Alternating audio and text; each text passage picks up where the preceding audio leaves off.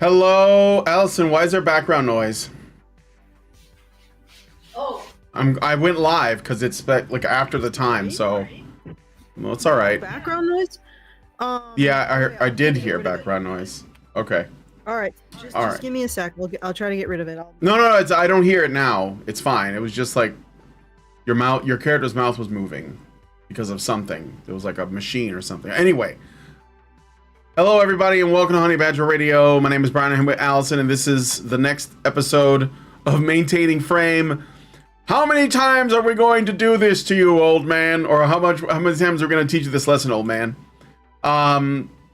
We are going to be talking about something that I haven't thought about. Well, actually, no, I think about it all the time. What am I talking? Who am I kidding? Something that hasn't been in the public consciousness for about 10 years. We're going to be talking about GamerGate because, as I predicted, it was going to come back around. It was inevitable, and it's necessary. Did it ever really disappear, though? Not for me, no. Not for me. I think that people... Go ahead. A lot of people, like, you know, this is ongoing. It's just a fire that's gotten in under the ground, and is just there, waiting to ignite again. Because nothing like the people who were pushing this stuff didn't depart. Right, they didn't disappear. They didn't go back to the Phantom Zone. Yeah, that's exactly right. It just continued. Yep. And they didn't even really hide. See, this is the thing. Yeah, they didn't even hide. No. This is the thing for me. So, okay. I don't know. Does anybody here need a refresher on GamerGate? I know that we have some new people, but I don't know if they're. Do you? Do you need a oh my god! On GamerGate, yeah. I can give you like the footnotes version of it. Okay, so basically, did it start in 2014? I want to say we were talking about these issues before that because there's a reason for it. But in 2014. I believe it was August of that year, a bunch of articles came out from various mainstream games journal websites, right? So like Kotaku and Rock Paper Shotgun and I don't know what IGN, whatever. I don't even remember. GameSpot. I don't. It doesn't matter, right? All of these mainstream journalist websites at the same time released a bunch of articles saying gamers don't have to be your audience, gamers are dead. And this is called the Gamers Are Dead articles. Now, there was stuff building up to this before because nothing happens in isolation. But I'm trying to at least put down one sort of hard point where a bunch of people started to take notice of a problem that was already festering, not just in that industry, which is games journalism, not just in the games industry itself, but in our entire culture, in the West, period, okay? And of that, or from that, on Twitter, was this hashtag called GamerGate. And it was, it was used by whoever could use the hashtag, but like the people who were really talking about it were people who were, to put it lightly, at the very least, they said, there is a problem with corruption, payola, and by extension, ethics in games journalism, right?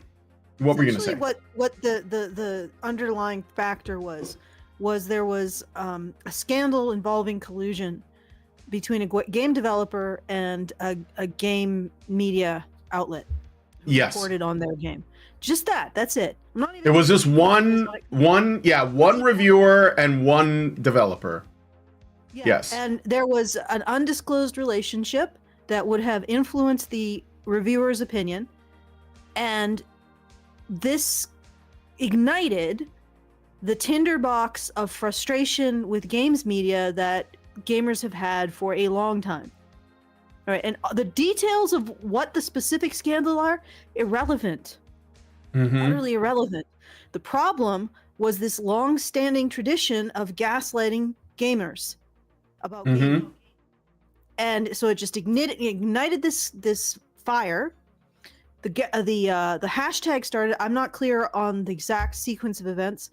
The hashtag GamerGate started because gamers were getting involved and calling this stuff out. And there was some stuff that involved with forums having these discussions taken down over and over and over again. Yeah. I believe. And it's just ignited things further. They took to Twitter, took to the hashtag, started talking about this, and then I believe the GamerGate, the gamers don't have to be your audience. Stuff. Yeah, the gamers are dead articles, right? Yeah, there's just like throwing gasoline on the fire. And again, this all started with the media scandal, like ethics and journalism scandal. And of course, we had been talking about this kind of Entryism into specifically men's hobbies. I mean, there is honestly, ironically, since we've gone through this, I've also seen entryism into women's hobbies too. And women can't like nice things either. It's not as bad because women are more equipped to fight back, but men's hobbies really take the brunt of it. They're like whereas women's hobbies are policed, men's hobbies are almost set to be destroyed. And I mean, gaming is dominated by men. Like not what are those mobile games, but yeah, but like the games that these people are interested in tearing down, like the big, not even a vehicle for their message, which is essentially, apparently, it's starting to really feel like just basically white men are bad, and then that's the message. Yeah, but the funny thing is that they say white men are bad, but the males of every group are the white men of their group. Have you noticed that? Yeah, no, it's true, but I'm saying it starts. No, it's true, but it starts with white men, because if you can get your foot in the door and say white men are bad and people go, oh yeah, that sounds about right, then it's easy to move from that to Latino men are bad, Asian men are bad, and black men are bad. It's like it's all and gay men are bad, and exactly. It's just about we don't know. We can't figure out trans men. Yeah, but that is where like that's how they get their foot in the door. So if you stop them at white men are bad, if you can stop them there, then the other stuff doesn't happen. So that's why I think, I mean, it's true that they end up treating all men the same, but that's how they get their foot in the door, because white men are the people you are most allowed to discriminate against, insult, even just demonize outright. So as long as people allow that, then everything else will come down from there. As soon as you set up that one tent pole, then you set up, but Hispanic men are the white men of Hispanic people, and black men are the white men of black people, and gay men are the white men of gay. So you just set up the other tent poles, and pretty much you have a gigantic tent that's just labeled men, and also masculine women, and also anybody who doesn't agree with feminism. Let's face it. And all of the intersectional aspects of feminism, and then you have a civil war outside the tent between the women who don't agree with the intersectional feminism that includes trans people and the women who do. It turns into quite an interesting mess, shall we say?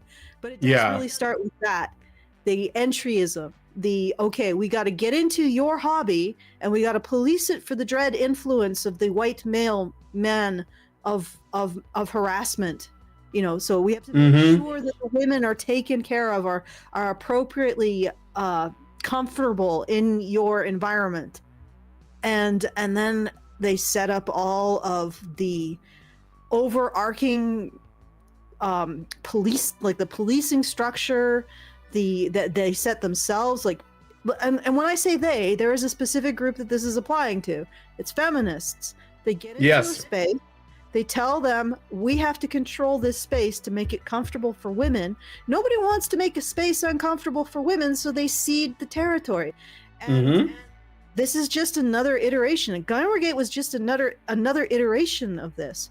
We need to get into this space. We need to change it to appeal to the people who does, the audience of games is not gamers, because the gamers, and I'm guessing that article, which I cannot remember off the top of my head anymore, probably singled out white men as not being synonymous with gamers and not being the audience for games. Yes. Well, that's what they do. They're saying it's white men do not have to be your audience, or alternatively, we need to preach to them what they should know about the world and what their moral schema should be.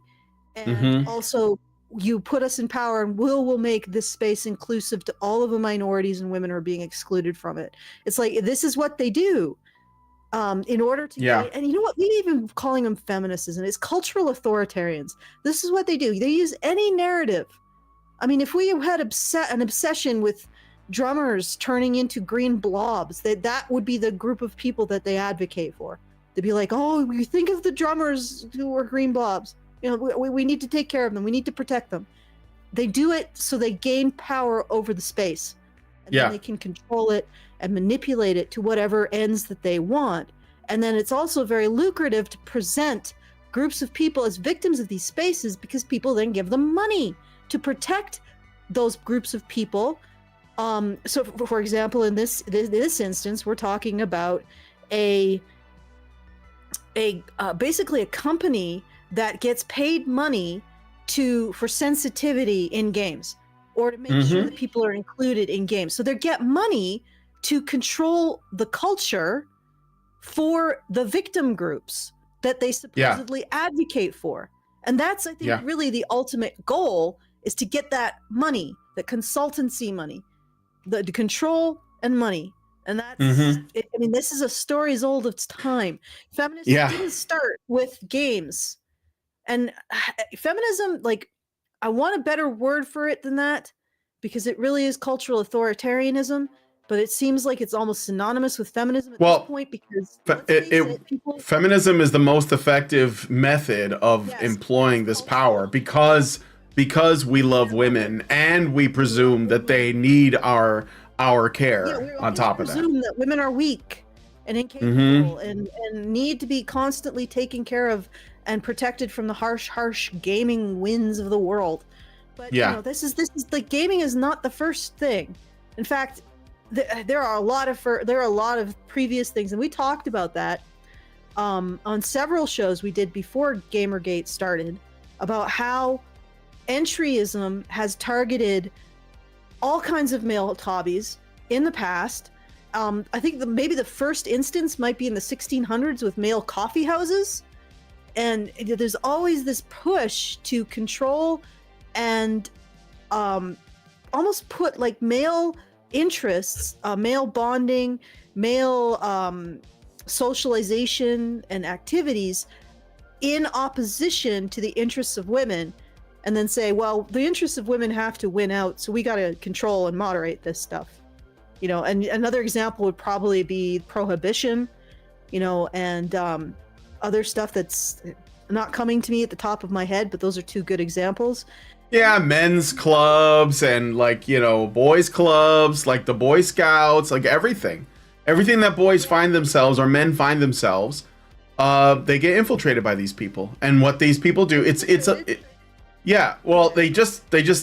what they do is they come into a space, and then in order to control the space, because that's what they ultimately want to do, first they come into a space and they call it sexist or racist or homophobic or all of those things, and they continue to do that until they control it. And then once they control it, they destroy it, and then they move on to the next thing. It's like, it's cancer. It's literally cancer. And they don't care about that, because their logic, they're iconoclasts ultimately. You know, they want to destroy the beautiful. And when something is outside of theirs, they do. Like, this is what this sweet baby thing is about. And I don't mean beautiful like in a, you know, like a sexual way or a romantic way. I mean beautiful in an artistic way. Like, there is such a thing as beauty and appeal, and games is art. That was one of the shows we did where we had like a debate about it. Games is art, just like film and music and television and visual arts and comic books and graphic novels. And guess what? They're in all of those spaces too, doing the same shit. Yeah, and writing, that's right. And they're in all those spaces, and they're demanding control, or they'll call you racist and sexist. It's like a mob shakedown by women mostly, and the men who support them in every single part of our culture. And they do it, and they do it until they control it, and then they destroy it, and then they just move on to the next thing, because they ultimately didn't really care about it. They just hate that it exists. It seems they're all about iconoclasty. That's what I think it is. I mean, Well, with I would say it's about control and money. I mean, I'm sure there is an element of well, okay, I'll put it this. I'll put it this way. Yeah, in a way, but I'll put it this way. Okay. So I just to quickly give you a general idea of one of the events that led to where we are now, which is essentially GamerGate 2, what people are calling it. But I just think it's a continuation of what the culture war itself is. Let me just bring this back to the original GamerGate. So essentially, one of the things that was happening is the media was caping and like running interference for this activity behind the scenes. Remember that? Like, yeah, absolutely. All the collusion was coming in, so the media was preferentially pushing forward work that was subpar, but pushed this particular narrative and granted the cultural authoritarians more, I guess, turf in the space, in the art space of gaming. So that was to bring it back to where the media scandal came in. That's where it came in. And there's just before you get into specifically what we're talking about today, I just want to add one more thing.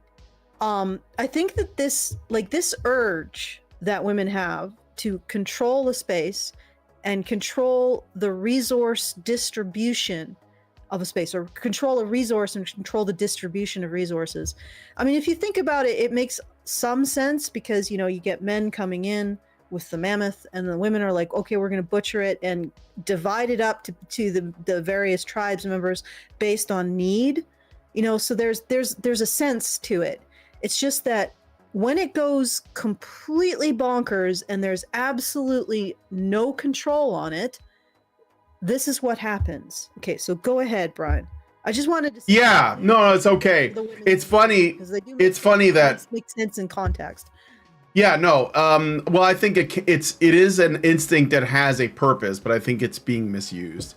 And maybe that has to do with the fact that we live in the first world and there's like so many comforts that, you know, I don't know, maybe it turns these women into busybodies. I don't think this is all women. I don't think even it might not even be most women, but it is a certain group of women.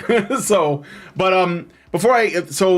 I guess what I wanted to add on to what you were saying about the collusion is that it's funny because the games journos colluded to try to convince us that there was no collusion. Like they did the thing that they were accused of in order to try to, like, you know, turn people away or distract people away from what the gamers were attuned to. And because gamers are essentially like professional autists. Like they didn't let that shit go, and as well you shouldn't have. But now we have it happening again today. So what? And this is, I just want to say that I was right. Like I just want to point. I'm just saying I was right the entire time. So there have been, ever since GamerGate was sort of like abandoned by a lot of people, like they stopped using the hashtag as much, and they were like they thought that we were just going to get back to regular life, and we went through the phase of Kekistan and the phase of the skeptic community and all of that, like, and everyone thought that was like, you know, different sort of branches or whatever. I was still saying that the true goals of GamerGate were never accomplished because there was a divide within GamerGate itself, or the people who used the hashtag the most and talked the most online. And that was the people who thought, if we just get the ethics problem solved, that'll be the end of it. And the people like me that were like, that will not solve the problem because the ideological possession of the people is the problem. So it doesn't matter if you get them to do that, because that's a symptom, right? Like people who are ideologically possessed by this worldview of, you know, feminism, I guess, for lack of a better word, they're going to behave unethically because to them the ends justifies the means. They're just going to be more careful about it. They're just going to be more clever about it. And in fact, this is what ended up happening. I remember sometime after GamerGate ended, but before today, I want to say it was like 2017, 2018, I saw that that Anita Sarkeesian had gotten a room named after her. I think it was at Google offices. And there was a photo of her pointing at it with a smile on her face saying, look, I'm so honored, right? And bear in mind, before that, she and Zoe Quinn had appeared in front of the United Nations to make a statement about online harassment and that something had to be done. So this was like a shadow. There was a shadow of censorship and control looming over us like the whole time. And of course, this had nothing to do with games journalism. So the people who are only concerned with ethics, they just threw up their hands or they didn't look into it anymore. And I was warning against this. And I said, if Anita is getting her name put on a door at a meeting room, that means that she is talking to the bigwigs. Like, she's talking to very powerful and influential people. And I bet she will be working jobs in the space of game development. So it was one thing, and I'm only using Anita as an example because I think that, again, she is a symptom, not the problem.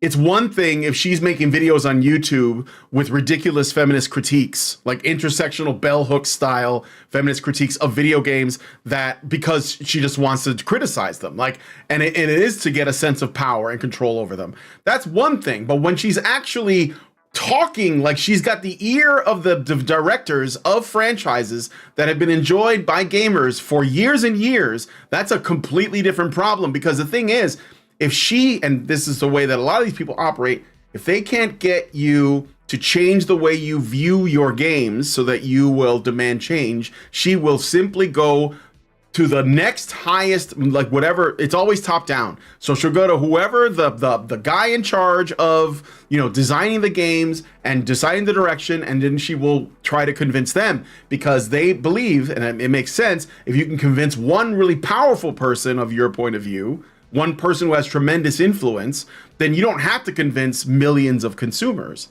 or customers, right? So this is exactly what happened, because she there was a game that I absolutely adored called The Last of Us. And I'm going to use this as my primary example. It was a father-daughter story in a post-apocalyptic world. It was very good. The game was fun to play. It had everything, and it even had like seriously decent gameplay. There was multiplayer and everything, right? It was kind of a complete package. I believe it won Game of the Year, and it had a couple of really like powerful writers on it. Amy Hennig is a great writer. I believe that's her name. I apologize if I got that wrong. She also, and it was a woman, not that it matters, but she also wrote the story for the Legacy of Kain games, which are also really good and have a really good story, and the Uncharted games, which I also enjoy as kind of popcorn flick style games. And Neil Druckmann was he was working on the project with her, and she left the company for whatever reason after that, I believe. And he was the main guy behind, well, not only Uncharted Part 4, which was weaker than the others, but also The Last of Us Part 2. And The Last of Us Part 2 was extremely divisive, right? And I said, well, of course this is going to happen. And so again, Gamergate hadn't happened yet. Nobody was talking about Sweet Baby and these consulting firms or anything like that. But I was like, this is clearly the influence of people who hate video games and especially hate the gamers themselves. They literally they kind of undid all of the good faith that was built on the first game with that game, in my opinion. Now, some people still liked it. I think it was because they're just consumers and they're just like, I just want my new thing. But it really wasn't as good. It didn't even have any of the extra any of the other sort of play modes, like the game modes, like multiplayer. It didn't even have that. It was just a story, and it wasn't a good story to boot. And so then I learned, and I know this is going long, but I want to explain why I'm saying all this. I saw Neil Druckmann, the guy who was the director behind The Last of Us Part 2, he did a talk at a conference, and he specifically did a talk about the woman who influenced his entire worldview on gaming, or at least was the person that he considered to be the most valuable asset in his storytelling, and that was Anita Sarkeesian.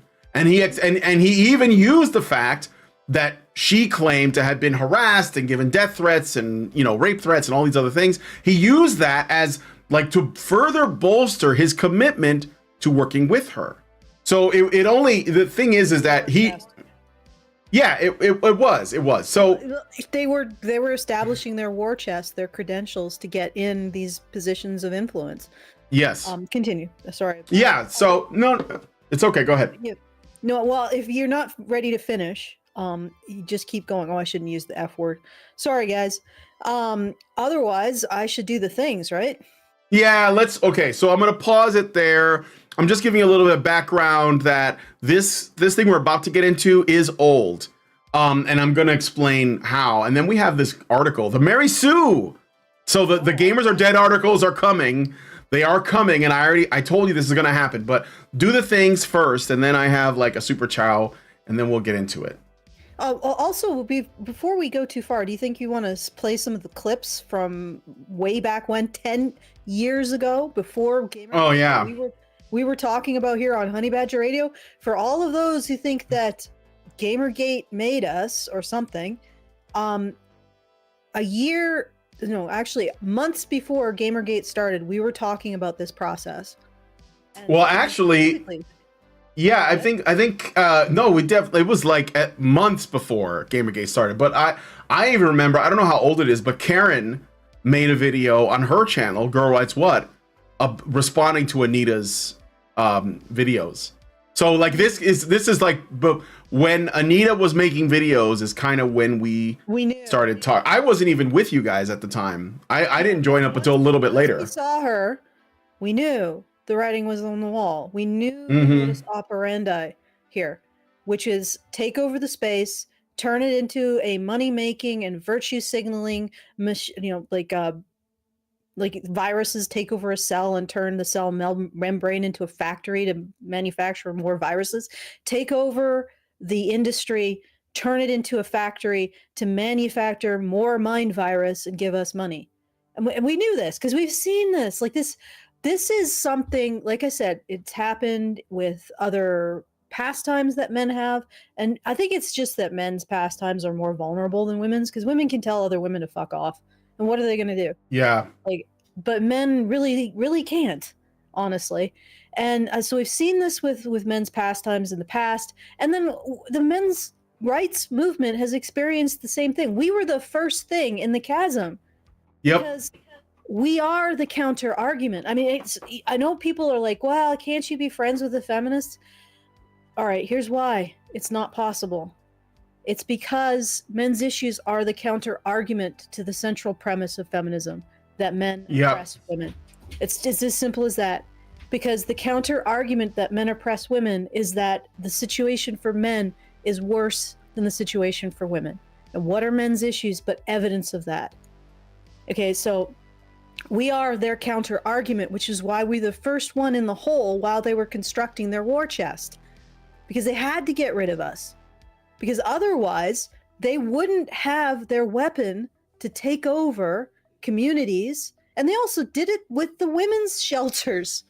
Unbelievable. I know that sounds astounding, but they did. And Aaron Pizzi warned people about this, that they were taking over women's shelters. They were distorting the evidence, which means when you distort the evidence of a social issue, that means you do not care about victims of that social issue, because you can't solve anything with distorted evidence. All they cared about is constructing a sales pitch for their takeover, for making money, taking over and turning the system into another mind virus. So this is over and over and over again. You see it. Now you see it in gaming. And like when we saw Anita Sarkeesian, we're like, okay, here we go again. This time in gaming, you know, because we know what she's doing. She's setting up a threat narrative around the culture in order to, it's like a pirate, you know, put the boarding plank out. You know, that's what this is. This is what, you know, you could see her in her pirate ship coming over the horizon. You know, and you're like, you can see the Jolly Roger up there, yeah. See the Jolly Roger up there, and you're like, Jolly Roger with hoop earrings. Yep. Yeah, exactly. All right, so oh right, I have to do the things. Okay, so guys, if you are enjoying our content, you want to make sure we can continue to do this, because we have continued now for over 10 years, and I don't want to stop, because I think that we're the ones that are sort of predicting stuff, honestly. And I think that's, you know, if you want to, I know it's a little spoilery, but if you want to know where we're going next, you might want to listen to us, and you might want enjoy our content and make sure we make more of it. So you can do so at feedthebadger.com/support, since I've started up our monthly fundraiser again with the first goal, which is to make me not lose my mind with worry about being able to fund HPR. So the first goal just essentially fills in the shortfall with the subscriptions, because a few people they didn't leave, they're still subscribers, but they had to reduce because of personal situation and the economic. But you guys can help me out, make sure that I don't lose my mind. feedthebadger.com/support. I apologize, we missed the Wednesday show. I know we sometimes do that, but this time we did it because I had a tooth extraction, and so I might have to stop talking at some point because it's actually really uncomfortable. So apologies for that. Also, really, really, personal entreaty, personal request. It's actually pretty costly, the dental stuff, so I'd really appreciate it if we got the funds in this month. Helps us all out. So feedthebadger.com/support to do that. And if you want to send us a message at any point during the show, you can do so at feedthebadger.com/justthetip. Please send us your thoughts. Tell us we're not screaming into the void. Say, hey, yeah, you did predict that, Honey Badger Radio. Go you guys. Wow, yeah, that was great. It was good to know. It was good to get a heads up that the Jolly Roger was coming over the frickin' horizon towards the gaming industry. So anyway, if you want to send a message like that, feedthebadger.com/justthetip. We get the full benefit of the funds that you send, and you get the full benefit of not sending them through YouTube's Twitter seethe. Or no, sorry, YouTube's comment seethe. Sieve. I conflated comment with Twitter. Did you see that? That was... Oh, yeah, I didn't. I didn't quite understand. I didn't quite follow. No, I kind of missed it a little bit. Okay, do you want me to play? Okay, so 10 years ago, we had this video called 10 years ago to the day, right? It doesn't have a date, but it was close. It was like 2 weeks. Like it was, I think, February 2 weeks. 20th. So yeah, February 20th, we have this Honey Badger Radio. Anita will save us from our sins. 2014. And 2014, yes. So we knew about this, and we were talking about this, and so like to basically like sort of send it home. I guess what I'm saying is that I wouldn't say GamerGate lost, because a lot of people are talking about whether or not they won or lost, but I think that they stopped fighting because they thought the fight was over, and it wasn't. And that's why we're in this position now. So I'll play a little bit of this. This is Allison, this is you, and I'm not responsible for the production, so I didn't do this. So if the sound is bad, it's not my fault.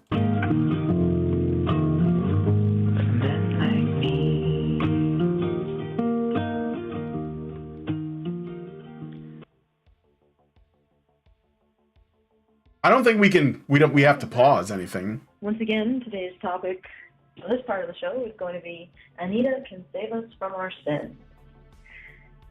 Yep, Anita saves. And the call-in number is 1-310-388-9709. So if you want to share with us the story of how Anita came into your life, let me move up a little bit. Helped you turn to the light, please do call in, because we want to hear from you. And get an award for a game developer, what does that reduce game developers down to? It's been this really bad problem within the industry that they're pandering a lot to, just to be so politically correct, when I've found a lot of the stuff that drew me to gaming is they wouldn't be so politically correct, and they do something different, but now it's almost, in a way, poisoned, I guess.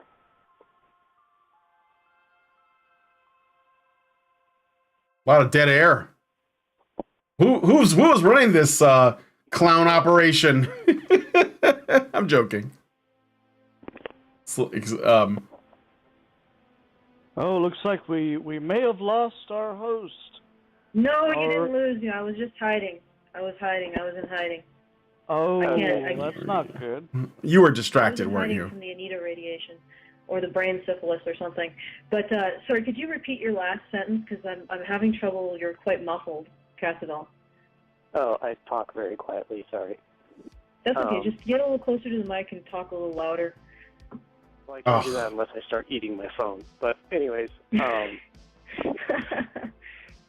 Okay, don't do that. Oh, that was a caller. Okay, let me. Sage is in here too. Sage Gerard. I don't know if you guys remember the gaming Sage industry Gerard. used to be so politically incorrect they wouldn't pander to certain demographics, but now we seem to be getting more and more poisoned by political correctness.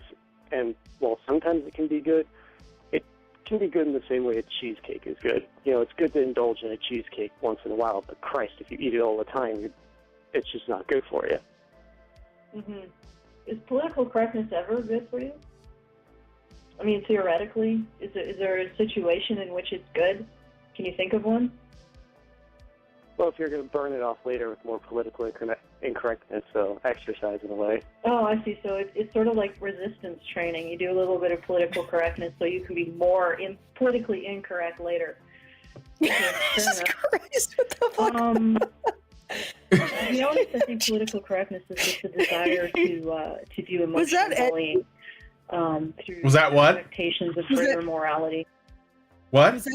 Was that me being edgy? I think so. I don't know. I don't know. I think you were. Correctness resistance training. Yes. So you could be more politically incorrect. That's what we used to call it, guys. It wasn't even social justice warriorism. What is it now? Woke? It's going to be something new. I mean, Yeah. basically all the same thing. It's just cultural authoritarianism. I get to dictate the terms of the cultural landscape, and you don't. Because reasons. Usually because I'm a victim of something. And yeah, Yep. the fact that they're making victims out of the people that they're dictating to is never considered in this equation of victimhood. Yeah. Okay. She doesn't. You get. Yeah. Let's go for a little bit more. Yeah. So I don't really have a lot of sympathy for it. I think people know when they're being mean, and you should maybe not be mean, but sometimes being mean can be fun, so I don't know where you draw the line, but political correctness just seems like bullying to me. I haven't seen a situation in which it Facts. proved anything, but maybe I could be wrong. Maybe Hannah can explain to me a situation. So I don't know. Hannah. Political correctness. Honestly, I think political correctness and the stated sentiments behind it, where you kind of accuse everybody else of being sexist or racist or any other ist you can think of, is more projection than anything. It's the idea of policing language as a means of controlling people and using accusations of ill intent, of malice, really, where malice hasn't necessarily been displayed. And it's not to confuse political correctness here with ordinary human consideration for other people. Like, obviously, if you know... Yeah, because, I mean, if you know that that a word is a slur against a group of people, then it's shitty of you to use that word, and everybody knows that. I don't think there's anybody, at least not in the first world, that is ignorant of the fact that you... Although I don't think it should be illegal, and you can call me a spick in the comments if you want to. I'll be fine. I'll make it. I won't bleed out. Using a slur is a shitty thing to do. People who do it are doing it, because they're careless of other people or they're mean.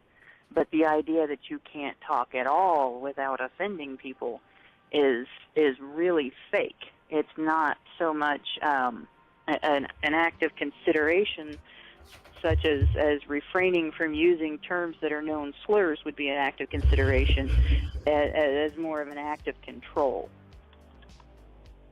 Yeah, I would definitely agree with that. It's definitely an act of control. I remember reading links that someone sent to me. Oh, God. About the game industry's response to Anita, and just post after somebody was questioning Anita, and he got banned from this game forum. Probably someone will chime in with the exact particulars of this, but it was like I was reading this as post after post after post of white knighthery about how the exact same situation for men and women is different when it happens to women, because women, I don't know, women, I guess, just can't handle the trash talk.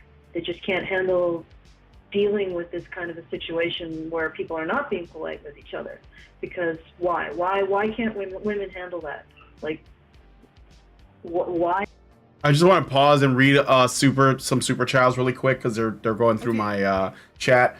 But you can see that like we were having similar conversations 10 years ago about this. So Mr. 0303 gives us $5 and says, on this International Women's Day, I managed to piss off feminists, tradcons, and weebs, performing a hat trick like a true gamer. I'm doing my part. I'm doing my part too. And then I got another super chow from Be Bad Sad for $10. Thank you, Be Bad Sad, and says, I always find it fun to listen to forgotten parts lost of yourself, however cringy. I guess depending context of when and how it can be kind of embarrassing. Yeah, I mean, I hate listening to my own voice. I'm pretty sure that all of you guys hate listening to your own voice, but I'm not on this, so it's okay. But if you watch the Airplay documentary that I watched on Honey Badger Arcade, and also I had the guy who created the documentary on my show. It was like a fireside chat two weeks ago or something. We are in that as well, and I would recommend you get check it out if you want to really get some retro vibes going. Allison, did you turn off your camera for the Scipio? And you're also muted, by the way. Are you there? Yes, I did turn off my camera for Scipio. Do you want to leave it off? No, just let me know, because I have a frame floating without a picture in it. That's what. Yeah. Okay. So.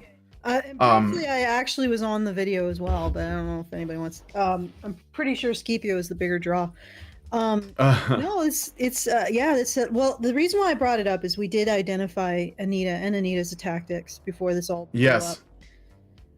Yes. And actually, I think that was the point where she was doing that grift where she poked the hornet's nest and then got a whole bunch of comments, negative comments, and I actually looked through them all. I'm like, it was bait. Most of this, yeah. Most of it pretty much is just, well, actually, and I'm like, so harassment is just people being really autistic or criticizing you. That's harassment, is it? Okay. Because stuff was not like, most of it was definitely not rape threats or death threats, and no, it was criticism. It was just people saying you're wrong about this. It's like Thunderfoot. Remember Thunderfoot's videos? They were like, they were a bit like long in the tooth and like repeated himself a lot, but he was just being almost like fucking autistically, precise in his criticism without slinging insults. And she still called him, I don't know, like a terrible human being that's going to kill her and rape the corpse or something. Yes. So it doesn't really matter, is what I'm saying. It doesn't really matter how modus operandi measured you are. A person or a group or a community as a threat, and then you gain power over them. So see this over and over and over again. And the problem that this is very antisocial behavior. It's sociopathic behavior. Like, women who aren't sociopaths don't usually engage in this behavior. And there are some women who aren't sociopaths. Maybe they have mental health issues that engage in this behavior, but still, it is totally antisocial, and it's incredibly destructive. And the reason why I wanted to bring this up is actually it was funny to see how much of an edgelord I was back then. But you seem to have chilled the fuck out in your old age. Dotage. Yeah. I don't know if have I really. No, I don't think. No, I think it's about the same. It's just the audio is different, and maybe your it is a lot better, isn't it? I can hear it myself. Yeah. You guys who complain about our technical difficulties, we have gotten significantly better over time. It doesn't sound like much, but did you just hear that? Yeah. There. Or maybe we're just moving in line with technology. Technology. We're still on the bottom edge of it. We're on the trailing edge of technology, but the technology is getting so much better. Yeah, our mics are like 5 years old. Maybe we'll start looking like CNN or something. Honestly, if we do, I think you guys should turn and run. Oh no, please. Yeah. But I can put Scipio back on. I was just whatever you want to do if you want. I mean, otherwise, because if he's going to be moving around a lot, it might not be worth it. Yeah. I'll play a little bit more of this because I think Sage gets in there and says a few things, and then we can like get into the story and the article. So Why is it that that we can't see women as being capable of dealing with this kind of stuff? Sorry, go ahead, Castle. Or was that Sage? no. This is Sage. Go ahead. I just got. Oh, by the way, I wasn't guys, sure, I just yeah. want you to know that the way that we structured our shows is we were all like with a tin can and a string. like we had absolutely no indication of who was talking when at all. yeah, Nothing. that was like nothing. IRC chat or something. Was that what you guys were doing, or was that Skype? Through like a game chat type thing, like one of those old game chat, like not Discord, but like one of the older ones that are. Oh yeah, definitely an old one. We've gone through a lot of different technology, you know, a lot. Yeah. This is what we're doing now. Actually, is one of the best. Although I did listen to it again, and I think it still sort of fades people back and forth a little, which I don't know. You mean the social stream? No, the Video Ninja. Yeah, I mean it was made by like one guy during COVID, so I think, and it's free. I mean, considering all that, I think it's pretty darn good. Yeah, and it seems to have functionality that Zoom lacks. I don't know how that works. Yeah, Anyway, it was even. Okay, go ahead. Yeah, we probably shouldn't continue to talk about the evolution of our technology, but Yeah. I think it's good to listen to this stuff to know where we were and our thinking. And Yeah. how really it hasn't changed that much because the problem remains. There is nothing to stop this. And Yep. the only thing that will stop it is receipts, please, ma'am. That's it. Mm-hmm. Okay. Okay, just a reminder, we are talking about GamerGate 2 in case, because I do see some new faces here. I dropped, but okay, so just a little, real quick. I'm in a couple of Discords that are relevant. So one of them is the Discord for Sweet Baby Ink Detected, which I dropped the link in. And the other one is the Discord belonging to one of the more vocal voices on YouTube, Kyle, who I absolutely adore. I think his videos are amazing. And so I'm in his Discord and the Sweet Baby Ink Detected, and I shared the link there because I figured they're both pretty much right in the thick of this. And it's sort of like, you know, their longboats their boats have landed on the beach and they're getting off the boats and like, where are we? And we're over here waving to them like, look, we've been doing this for 10 years. We're going to catch you guys up in case you're new. So I'm basically just rallying the troops, guys. Just rallying the troops. Okay, let's listen to some more. And this is Sage Gerard. Oh, who, by the way, I talked to on the phone like about a year ago. He's doing good. So I'm happy for him. I like Sage. Yeah, but no, the thing I wanted to add into that was that when it comes to this weird culture with the white knighterry that you're discussing, one thing that I really, really get worried about is when they continue making these suggestions that in some way two demographics just can't relate on an issue.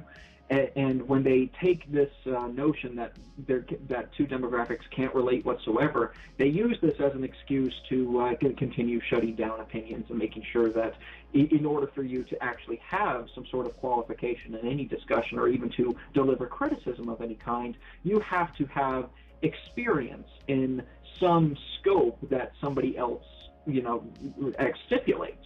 So basically, you're given this. You're given this box that you're never allowed to get in, but you're told if you want to have any authority or any credibility in this discussion, you have to be in the box and experience something we'll never let you experience and we'll never let you relate to. So it's just a bunch of shit, and it kind of ties into these a lot of the same kind of standpoint theory, knowledge as social construct stuff, and how that can kind of get bent out of shape. But I really don't think that this is in any way a healthy discussion, and it really has to be noted that the control of rhetoric has to stop. So there you go. Allison, there was a guest. I don't know who that was. Was it a guest that called in? I wasn't there. And Sage Gerard and Hannah were all talking about this 10 years ago. Yep. It's essentially about political correctness, and we were discussing, because that's what it was called. That was the tool for taking over communities at that time. Political correctness, which became social justice warriorism, which became woke. I don't know why it has to keep changing. It's always the same. Because they have to rebrand it. Well, it gets rebranded over time because people use different terminology, but it's all like critical consciousness stuff, right? Yeah. It's cultural authoritarianism. Saying that you have to adhere to this set of beliefs, and in this case I don't think they're very functional, because they're basically just a caste system that decides who gets to talk, who gets to be catered to, whose concerns and emotionality reigns supreme in terms of setting the tone of the community or the industry or whatever. And it's like that is not actually fair.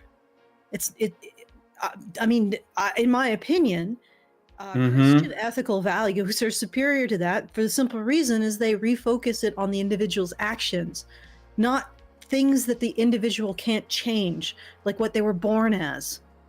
Okay, so I mean, we got away from this, guys. We got away from judging people by what they were born as. That's called slavery. Yes. Systems like that are systems, caste systems and slavery systems. And we should not go back to those systems. That's what cultural authoritarianism creates. And there's no good in that. None whatsoever. All right, so let's okay, so let me get you caught up on things. So so we got a reemergence of it today. Or not today, but like in the current year. What happened was there was a game that was, I guess, long awaited. Let me see here. I got a super chow. I should like find a timeline of this Sweet Baby Ink thing. But I did get a super chat here, so I'm going to read it really quick. Iggy Thunder says, Brian, yes, I remember well the armies of Kekistan, how high their banners flew. I remember how the feminist rage quit and the poggers thought evil had been vanquished forever, and it was not so. Yes, that's right. They just reemerged from the crypt. Peace is eternal vigilance. It's true. So there was this game that recently released called Suicide Squad Kill the Justice League. Everyone was very excited for it. Now, there were rumblings of a problem in the gaming industry in the last decade. There were games that came out that were disappointments for one way or another. I mentioned The Last of Us Part 2. I wouldn't say it was a watershed thing, but for me, that was a huge deal. But the gaming public was still a little divided on it. There were people who were trying to essentially like make excuses for the choices that were made in the story, and I was saying, no, this is not art. This is ugly, and it's ugly on purpose. And I was seeing this in other things, like for example, some people might disagree with me on this, but I saw rumblings of this in BioShock Infinite. I saw this in Dishonored Part 2. I saw this in some of the later Assassin's Creed games, Horizon Zero Dawn, etc. And I'm sure that you guys can come up with some other examples that predate the Justice League, Kill the Justice League game that was made by Rocksteady. But the reason why this game is important is because Rocksteady as a developer historically had produced some of gaming's best games, essentially the Batman Arkham games. And there specifically everyone who loves those games loves Batman Arkham Asylum, which is the first game, and Batman Arkham City, which is the second game. Batman Arkham Knight, I liked it. Some people, they like it, but it just wasn't quite as strong as the previous ones. And then you have like the Batman, the prequel one. I can't remember the name of it. Batman Arkham Origins, I think. And then so those were kind of on the decline, but those couple were very strong, and you could tell, and this is the thing that's important, I was talking to Lindsay about this, that they were labors of love. Like that the people who were making it really loved the lore and the setting and the characters that they were adapting. They wanted to do something as true to the comics or whatever parts of the comics they liked as possible. They even got a lot of the old voice actors to, like, you know, from the animated series to sort of reprise their roles in these games. So you could tell it was like it was a game made for fans by fans. Okay. And of course, these were also happen to be the majority men. And then we got what's going on? What are you doing? Are you fighting with somebody? What's happening? Oh, sorry. I knocked the mute off and then I punched the mic accidentally. Oh, okay. Not intentionally. I wasn't like, oh my god. No, it's this takeover of gaming. It's just punch. No, I know. I just thought maybe something fell, but no. So I'm good. Okay. Strokes, nothing. So Rocksteady makes this other game, Gotham Knights. I think it was the same devs. I'm not sure. Not a great game, but it wasn't like people weren't complaining about it. Like they didn't find it to be like ham-fisting a message in. It just wasn't a strong game. And then Suicide Squad: Kill the Justice League comes out, and not only is it inferior to everything Rocksteady ever did before, but the way that it treats the characters is almost completely the opposite of what Rocksteady had done in the past. And so some people were wondering, why is this happening? And there were other games that were doing things that were really strange choices, like Starfield, you know, which was this very long-awaited science fiction, I don't know, open world thing, maybe an MMO. I'm not really sure. I never played it. But because I don't really care for Bethesda games, but I know that there are people who really liked them. And they were very excited for Starfield. And there have always been games that have been disappointments. Okay, this is not what we're saying, but there are people that will try to tell you, oh well, sometimes games are just bad, but you don't have to be a bigot. That's not the problem, because like when Fallout 76, which I know Jonathan likes, but when that first launched, people hated it, and so it didn't do well. But nobody said, oh, it's because, you know, they weren't cramming this message crap into it. It just wasn't a strong game. It wasn't like a good fit for the series or whatever it was. That reference. Fallout 76. Yeah. Oh. Jonathan is my husband, and he really liked Fallout 76. But the thing is that he is his own creature. So. Yeah, well, that's what I'm saying. Like, some people are gonna like. Wasn't he? Because they I don't know. Fixing the problems and getting a game that was sufficient in some manner. Well, again, my point is there's a difference between the quality of something suffering because maybe, you know, it just doesn't, there's too many bugs, or the mechanics are bad, or the budget is whatever. Like there are legitimate criticisms, and any game of any budget size can obviously fail at those things. But the problem with Suicide Squad was that it was not only bad, but it was also a preachy mess.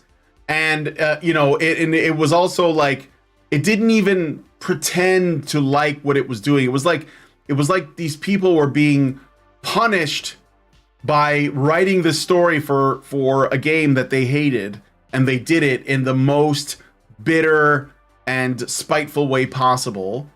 But basically the fans who had like given Rocksteady all of this money and time, you know, and their good faith had been essentially turned on. And then when people, you know, criticized, there were excuses made. They would say things like, well, it's games as a service, and games as a service is like, you know, generally a bad idea for whatever reason. Yet other games as a service, like Helldivers 2, are extremely popular, but they also are not preachy messes. They're actually, I think Helldivers 2 is another example of a game that is clearly a labor of love. And people can tell when there's a labor of love involved, and they will generally be more drawn to it. I think there was a game, RoboCop Rogue City, and I don't even know if it was like, I never played it, but people liked it, and it was kind of a small team of people who were fans of RoboCop made this game. And so, but it wasn't like a big AAA or, heaven forbid, quadruple A release. It was a small, you know, studio that they just really like RoboCop. So anyway, so people started looking, and they found that there was this pattern. They started to see that there was this consulting firm that was involved with a lot of these products that were failing, like Starfield, Horizon Zero. I think it was Horizon, the second one. I'm not sure. I don't remember. And Suicide Squad, among others. And it was called Sweet Baby. And so some people, myself included, we looked at their website because I already knew that these people, these cultural tyrants or cultural vandals, they wanted to get into the creation of content so that they can try to engineer and control culture. And so and that's why I said Anita's involved in the development of games. That's why she no longer makes videos about them. And so people found out about this company called Sweet Baby, and a guy named I gotta get his name. He's on my Cabrutus. He's on my friends list. Cabrutus decided to create a group, kind of like a curated group, a curated list on Steam called Sweet Baby Inc. Detected, which essentially lists every game that Sweet Baby Inc. is involved in. And he didn't do, that's all it was. He was just like, I'm going to make a list. And people that worked at the company tried to get the group removed. They tried to take them down. They lost their minds. Okay. And of course, it was in danger of going down. But from what I understand, last I heard, the group has been allowed to stay up on Steam, and Cabrutus has since made a Discord. And by the way, the group on Steam is over 200,000 members now. So it in like a couple of days, so much has changed. So Cabrutus has been on multiple streams. He was on Side Scrollers. He was on The Quartering earlier today. He's been all over. And Grums, who was basically like this guy that was very, very like involved with Gamergate back in the day, has just been all over Twitter, posting constantly, talking about all of the like essentially unethical things that are going on. But it's not just in the journalism, it's in the actual like production of games. So you have an industry full of people that are influencing the production of art, which is games, that hate the audience or don't believe the audience is important.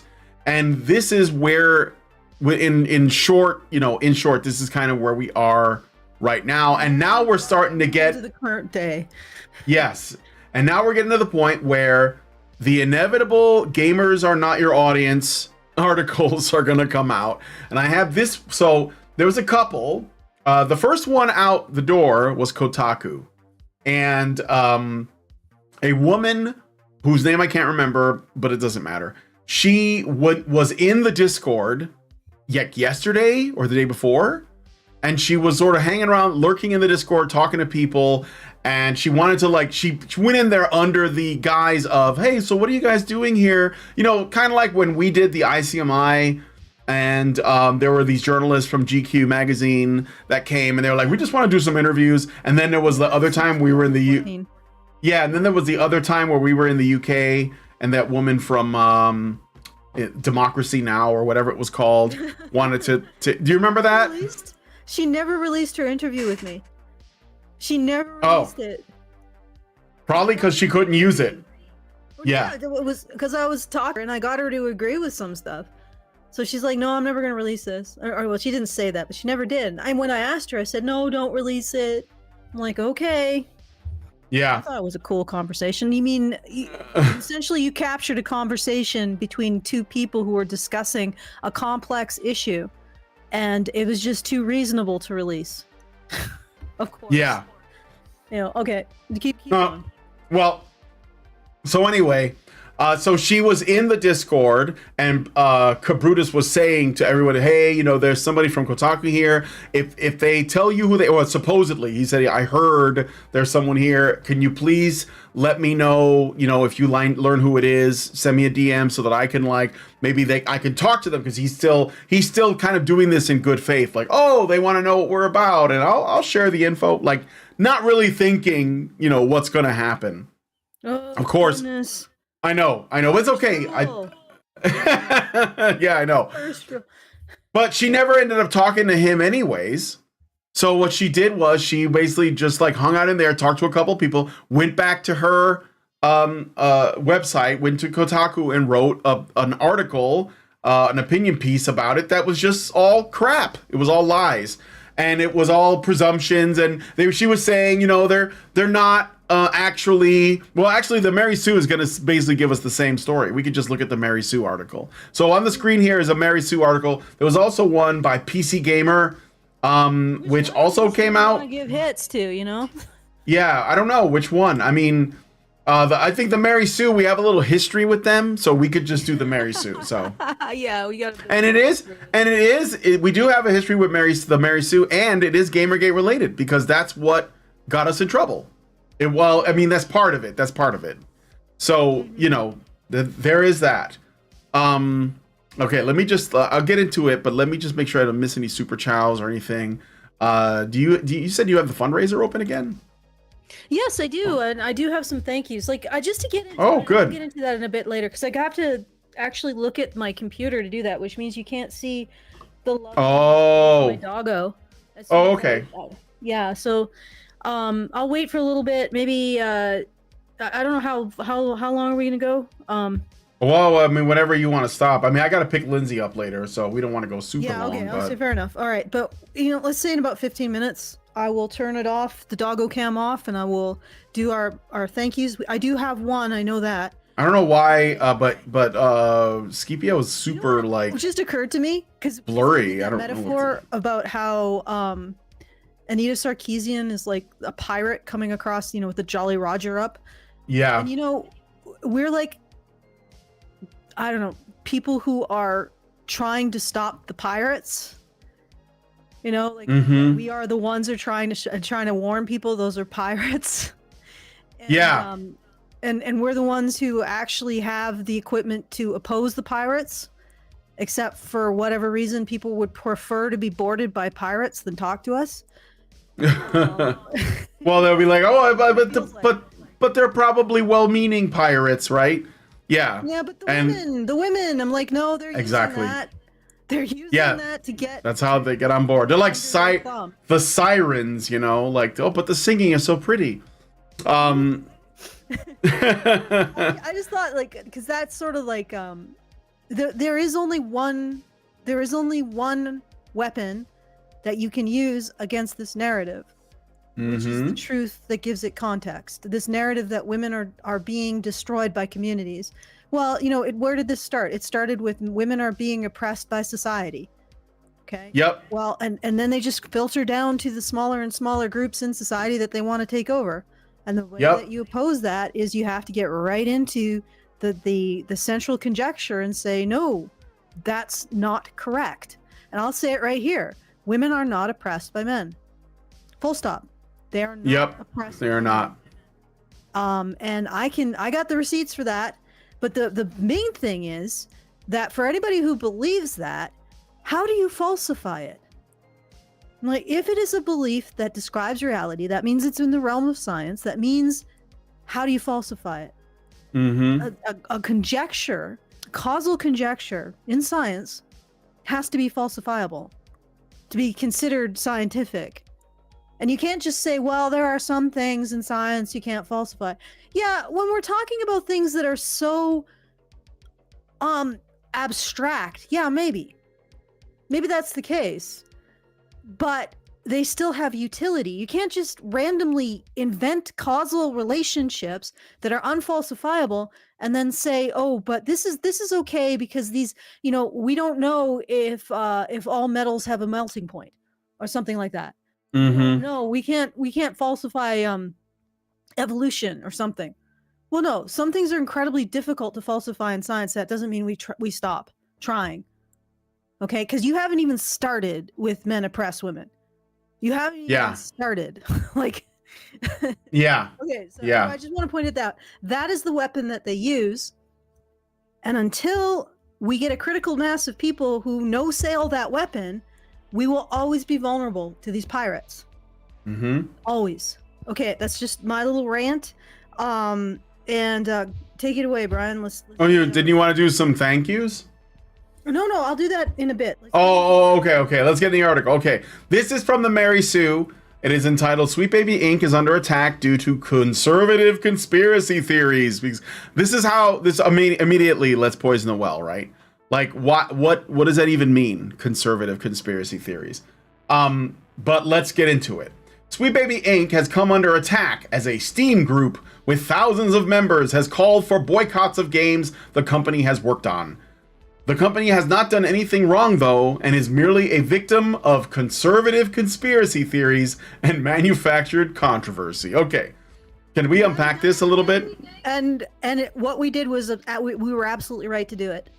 Like, yes. having the cake and eating it too. We totally did this thing. We're absolutely right to do it. And telling anybody that we did this thing that we were absolutely right to do. So we did do it, but we were right to do it. Telling anybody that we did it is a conspiracy theory. Even though we're saying right now that we did do it, but we were absolutely right to do it. But you saying that we did it is a conspiracy theory.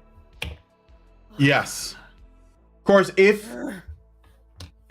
if you go to Sweet Baby Inc.'s website, they tell you what they do. That's how people found out. So we knew that, and you know, but do you remember, this is another thing that we predicted or we knew about like years ago.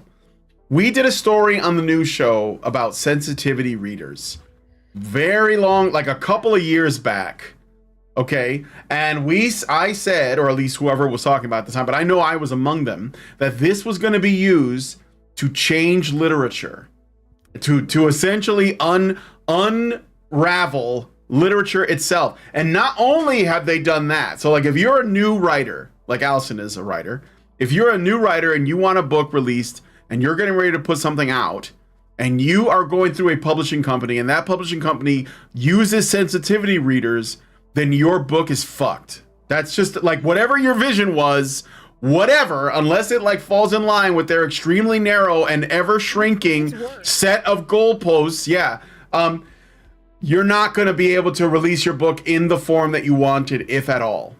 Oh, it gets worse. There are books that have been sensitivity read, and the author ran afoul. Like somebody figured out something to start bullying her, and it's usually a her now about, and she's canceled. Even though she went through a sensitivity reader, found something that was just maybe slightly off, they focused on it, swarmed her, destroyed her career, totally tanked her career. There was one woman whose career was tanked over the phrase chocolate skin. That's it. Just she can't write anymore. You can't describe it. Yeah. She can't write anymore, or the writing that she does is now almost invisible because she has been canceled. And I'm like watching this and I'm like, this is a community infested with the desire to destroy. Yes. Like this has nothing to do with exactly all of the brown people who are going to be destroyed by the phrase chocolate skin. Like no, it doesn't. Is creamy thighs also racist? Am I supposed to be destroyed by that phrase? Okay, like really? Yep. But all of the people, it's not about that. It is about finding something to destroy someone else's success and tear it apart, and the joy of doing that. Yep. The joy of destruction. That's what it's about. Yep. You know, with the ringleaders, at least, I'm fairly certain that this is not motivated. And now we're finding studies coming out that yes, dark triad personalities are attracted to overt virtue signaling. So is it that far for an estimation or a jump to say that they get attracted to this, like blood in the water, and then they destroy something full of self-righteousness? Like what more wonderful thing? There's this quote that really impacted me. There's nothing more seductive than being able to destroy another person self-righteously. Yeah. With every belief that you're doing the right thing. Yep. That's seductive. That is, it's intoxicating. It's like a drug. And I imagine that dark triad people are, well, we know that they're attracted to online virtue signaling or just virtue signaling, but I'm sure they're also attracted to using virtue signaling to destroy stuff. And we have to look at this. It's part of being human, and we need to figure out a way to stop it. And as I said, right now they're using that narrative, that narrative that we all seem to buy into, or most people seem to buy into, that constantly pits women as victims of everything. So it's easy for a dark triad person interested in virtue signaling, interested in a self-righteous destruction of something. It's easy for them to go in and say, this place harms women. I'm the one who can stop it, and I need to be able to destroy anybody in it. Yep. And Lago is about to go nuts. that's okay. And Sweet Baby employs sensitivity readers. Like it's on their website. So they are on your writing team. So if you're designing a game, because that's what they want to be involved in, and I know why too, because their interest in video games comes from the notion that they believe that because games are interactive and they're not like films, which you are passive participants in, right? You just watch the movie unfold or read a book. Because they are video games, they are interactive. And the interactive layer for them is like, oh, there is this extra level of immersion. And the immersion is something that is more useful for us to essentially propagandize with. And so they do. And that's also like why they're so big on virtual reality too, because they think that virtual reality is even more immersive, which means there's more opportunity for propaganda. I mean, so this is like why they're involved. Yeah, and the if you're wondering, because like there have been a lot of people making defenses like the Mary Sue who have come forward and said they're not actually that involved, or they're not doing what you're saying they're doing, when they're literally in the credits of the games as not just like on the writing team, or which they are the majority of the writers in many of these examples, but they're also like the lead, authors or whatever it is that would be at the top, like the people who make the big decisions about the stories. So this is not small, they're big. And it only begs the question, why are you all lying to us about what they're doing when we can see what they're doing? Like, and it's why does it bother you that we know? Aren't you proud of what you're doing? No, they don't want you to know what they're doing. That's what it is, right? They don't want you to say, like, the thing is that even though they will acknowledge the thing is being done, they don't want anyone to say that it's wrong. That's the conspiracy. It's not about saying that it's being done, because they'll say it's being done. They say right here that it's being done. That's not the problem. The problem is that we're saying it's being done and it's bad. So they're just using the word conspiracy in the most, it's like complete distortion of language. They're not even using it. They're just basically saying, well, conspiracy equals bad, therefore this equals bad. They're not even using the proper definition of conspiracy. They're just using the emotional load that it carries.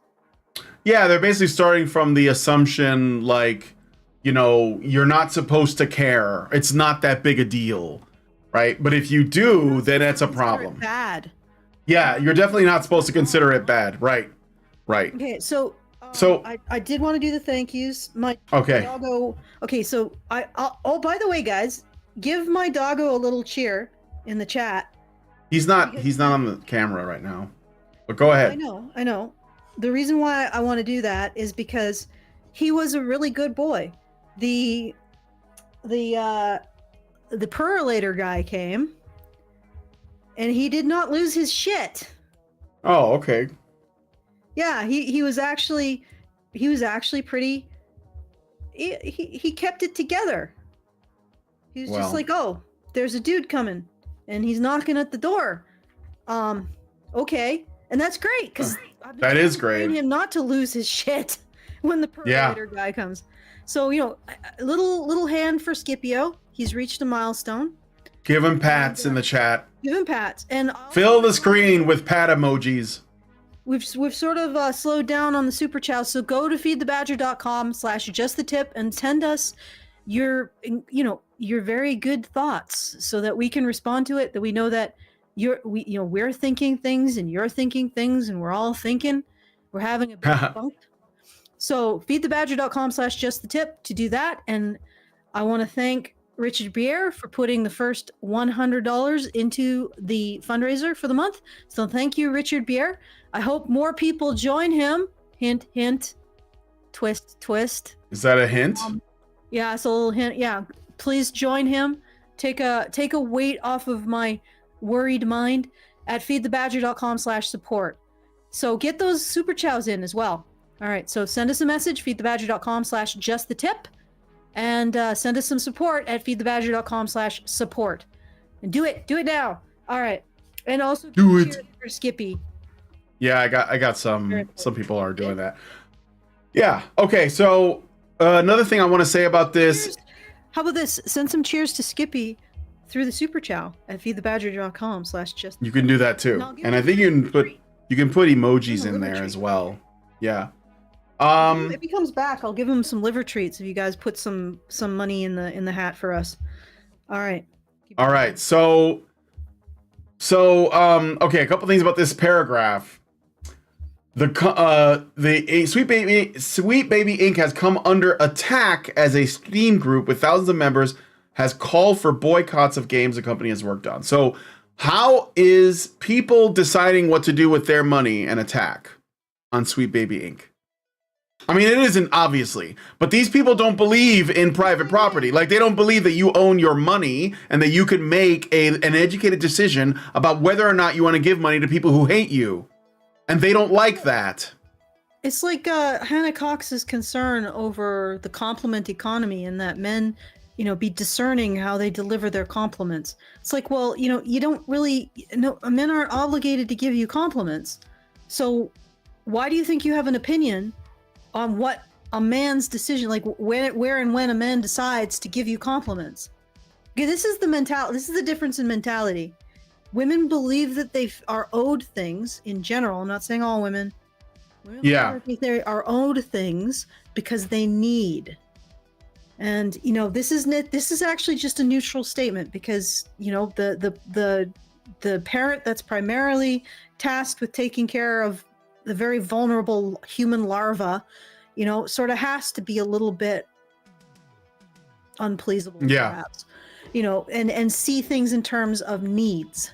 That's the way women are. So if Hannah Cox has a need, then you have to provide that for her. That is the justification. You aren't entitled to decide.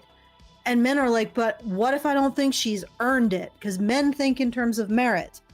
Which, it can also have its negatives too, because sometimes people need a leg up. They need to stop and actually have someone give a shit about them, just genuinely, before they're able to get traction again. So a purely merit-focused vision of the world is also a little bit of a problem, in my opinion. I think it's just a balance. So, but men are like, well, I don't feel like you've earned the compliment, and women like Hannah Cox are like, but I need them. Yeah. And this is the same thing here.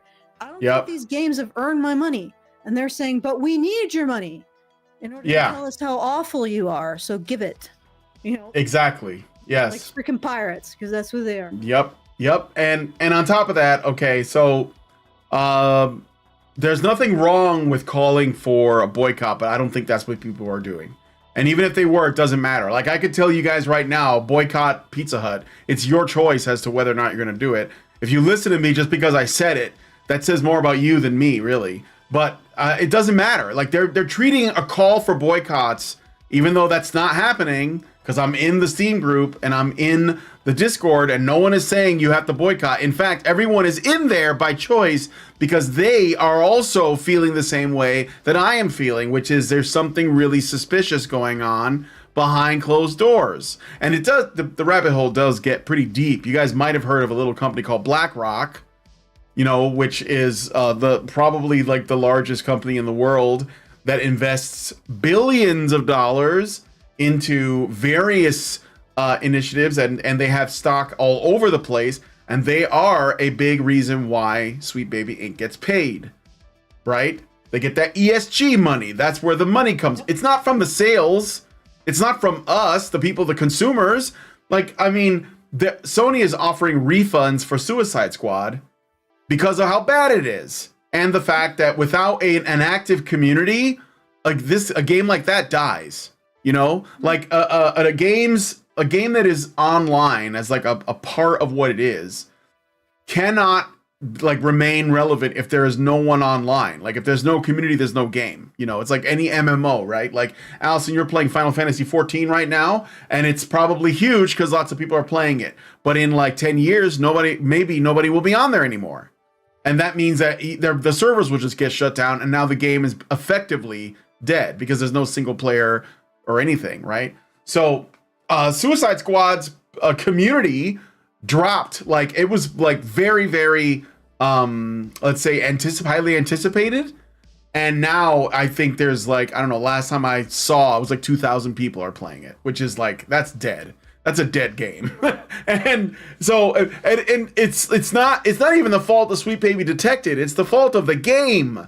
Like the game is shit and it's woke on top of that. Like, and I think that the wokeness is an extra bad problem because you feel like the time and energy that was invested into cramming all of this like preachy nonsense into the game could have instead, like whatever they spent on that could have instead been spent on making the game good. But instead they prioritize that shit. Like, so you're getting your message even though the game itself is a turd.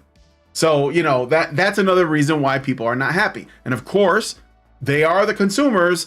For now, we still live in a system where people spend their money to buy the products they want, and Sweet Baby and apparently the Mary Sue and other rags don't like that. So, go ahead. Yes. We're gonna say, or am I reading more? I was gonna say. Oh yeah, no, go ahead. A couple of things, but this is the first thing. What happens, I think, is that the reason why these people are engaging with this material and creating this material, like the fire in them, the passion in them, is actually the message, rather than the construction of something entertaining or beautiful, or even truth, to be honest. Because there's not much truth to the message that they're pushing either, or even humanity, in my opinion. So they're not really motivated by these kind of higher ideals that you'd expect from art. Nor are they motivated by the ideals of art itself, which are beauty, truth, engagement, entertainment, those kinds of things. So what brings them to these subjects and what brings them to this construction of things is the message and the passion of their message. But the message itself is really, it doesn't open people up to truths about human nature. It actually closes them down because it is, I don't even want to say religious message, because religious messages can be more positive than this. It is a cult message.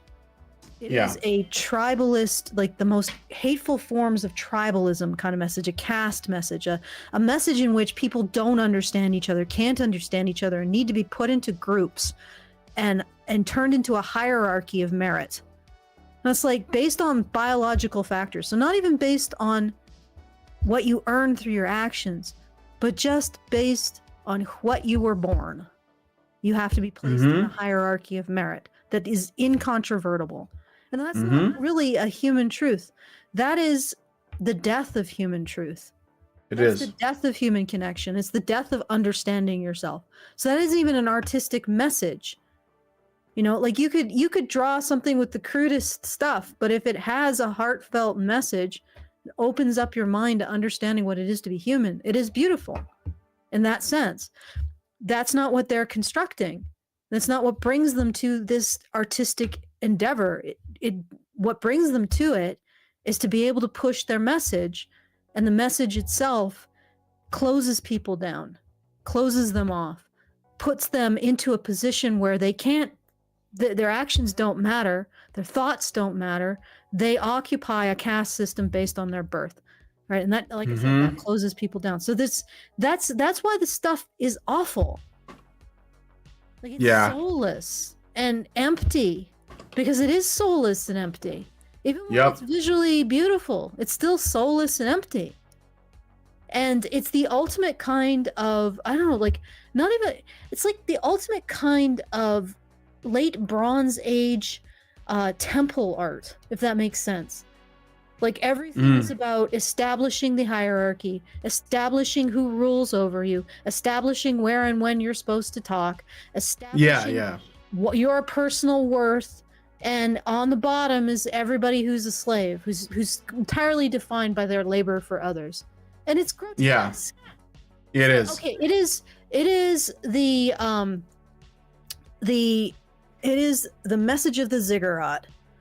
Mm-hmm. And okay, but anyway, so my ultimate point is that because they bring that mindset, they aren't creating beautiful art, and they aren't creating things that resonate with people, and they aren't creating things that are entertaining at all. And that's why it sucks. Yes. And it's just going to continue to suck more. And the thing is that when they get into a space, they remove this meritocracy. They remove appeal to the audience. They remove merit in the work that's being done. They replace it all with this ziggurat morality. Mm-hmm. Mm-hmm. And they're doing it everywhere. Like this corruption is everywhere. Yep. And it's like we are watching this process. And this is the process, quite likely, that caused the systems collapse in the Bronze Age. Is termites in every single bit of lumber in the ship. Yep. And eventually, it's just going to collapse because we can't exist without meritocracy. We can't exist without the expectation of beauty, of truth, of skill. Yeah. Of the construction of artistic merit. Like we can't exist without it. Yeah, you can make a moral case for beauty, actually. Yeah. I think that the beauty is a moral thing, and I think these people want to subvert. So they don't believe in that stuff. Vanilla syrup. Ooh. So I wanna say something to everybody. Okay. I have my doggo on the screen. He is sadly bereft of liver treats. Bereft.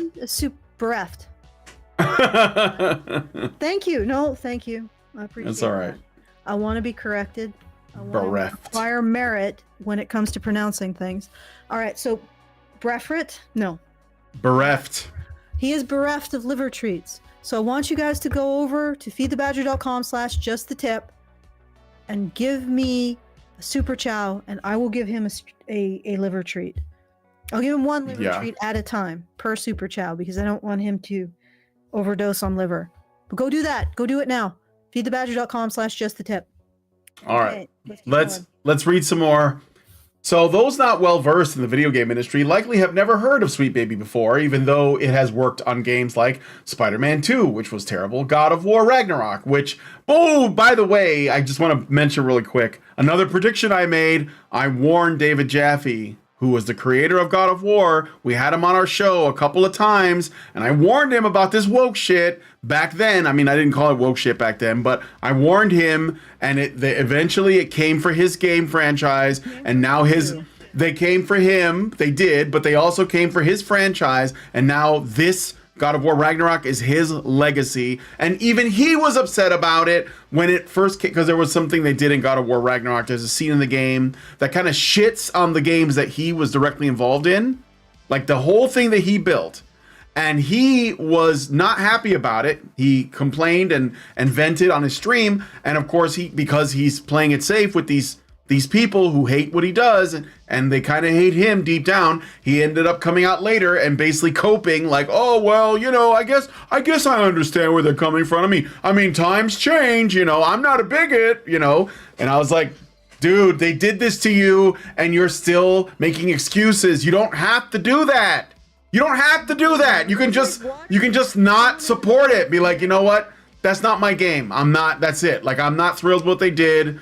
I gave this up, they fucked it up, and now it's just dead. Like, that's like that is your legacy. Like, dude, this is the thing that I see it as art.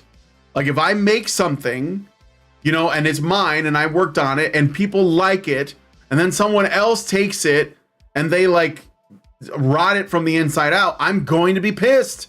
It doesn't matter. I don't care what people think, that they might think that person was right or wrong. It's my work. Like, this is what I mean when I say they're iconoclasts. They destroy what other people have made, and then they stand on the ashes and they claim to have improved it. And then if you dare say, I actually think that you destroyed that thing, they try to make you out to be the bad guy. So I'm sad about it because I enjoy the old God of War games, but David Jaffe should have fought to protect his IP, or at least, if he couldn't legally do anything, he should have at least said, this is what I think, you guys are wrong, this was a bad move, or whatever. I thought that was very disrespectful.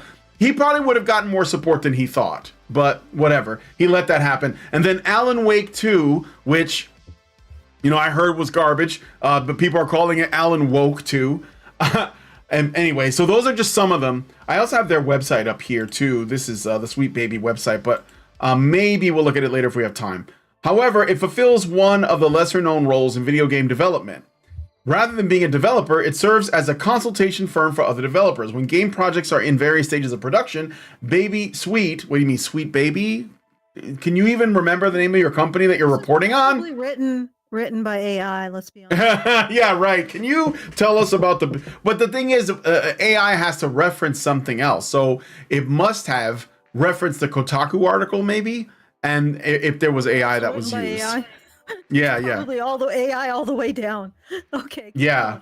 Okay. Baby Sweet will come in and review all the material and essentially ensure it provides a cohesive narrative. The company might point out inconsistencies in the game plot or offer tips to further enrich gamers' experiences. All bullshit. They are sensitivity readers, and it's on their website. Let's go to their website really quick.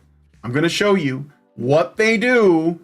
Is a narrative development and consultation studio based in Montreal. Oh yeah, by the way, Allison, sorry to tell you, all these people are from Canada. This is all Canadian shit. This is all Canadian shit. Our mission is to tell better, more empathetic stories. Not really empathetic to themselves, because it's all narcissism, while diversifying and enriching the video games industry.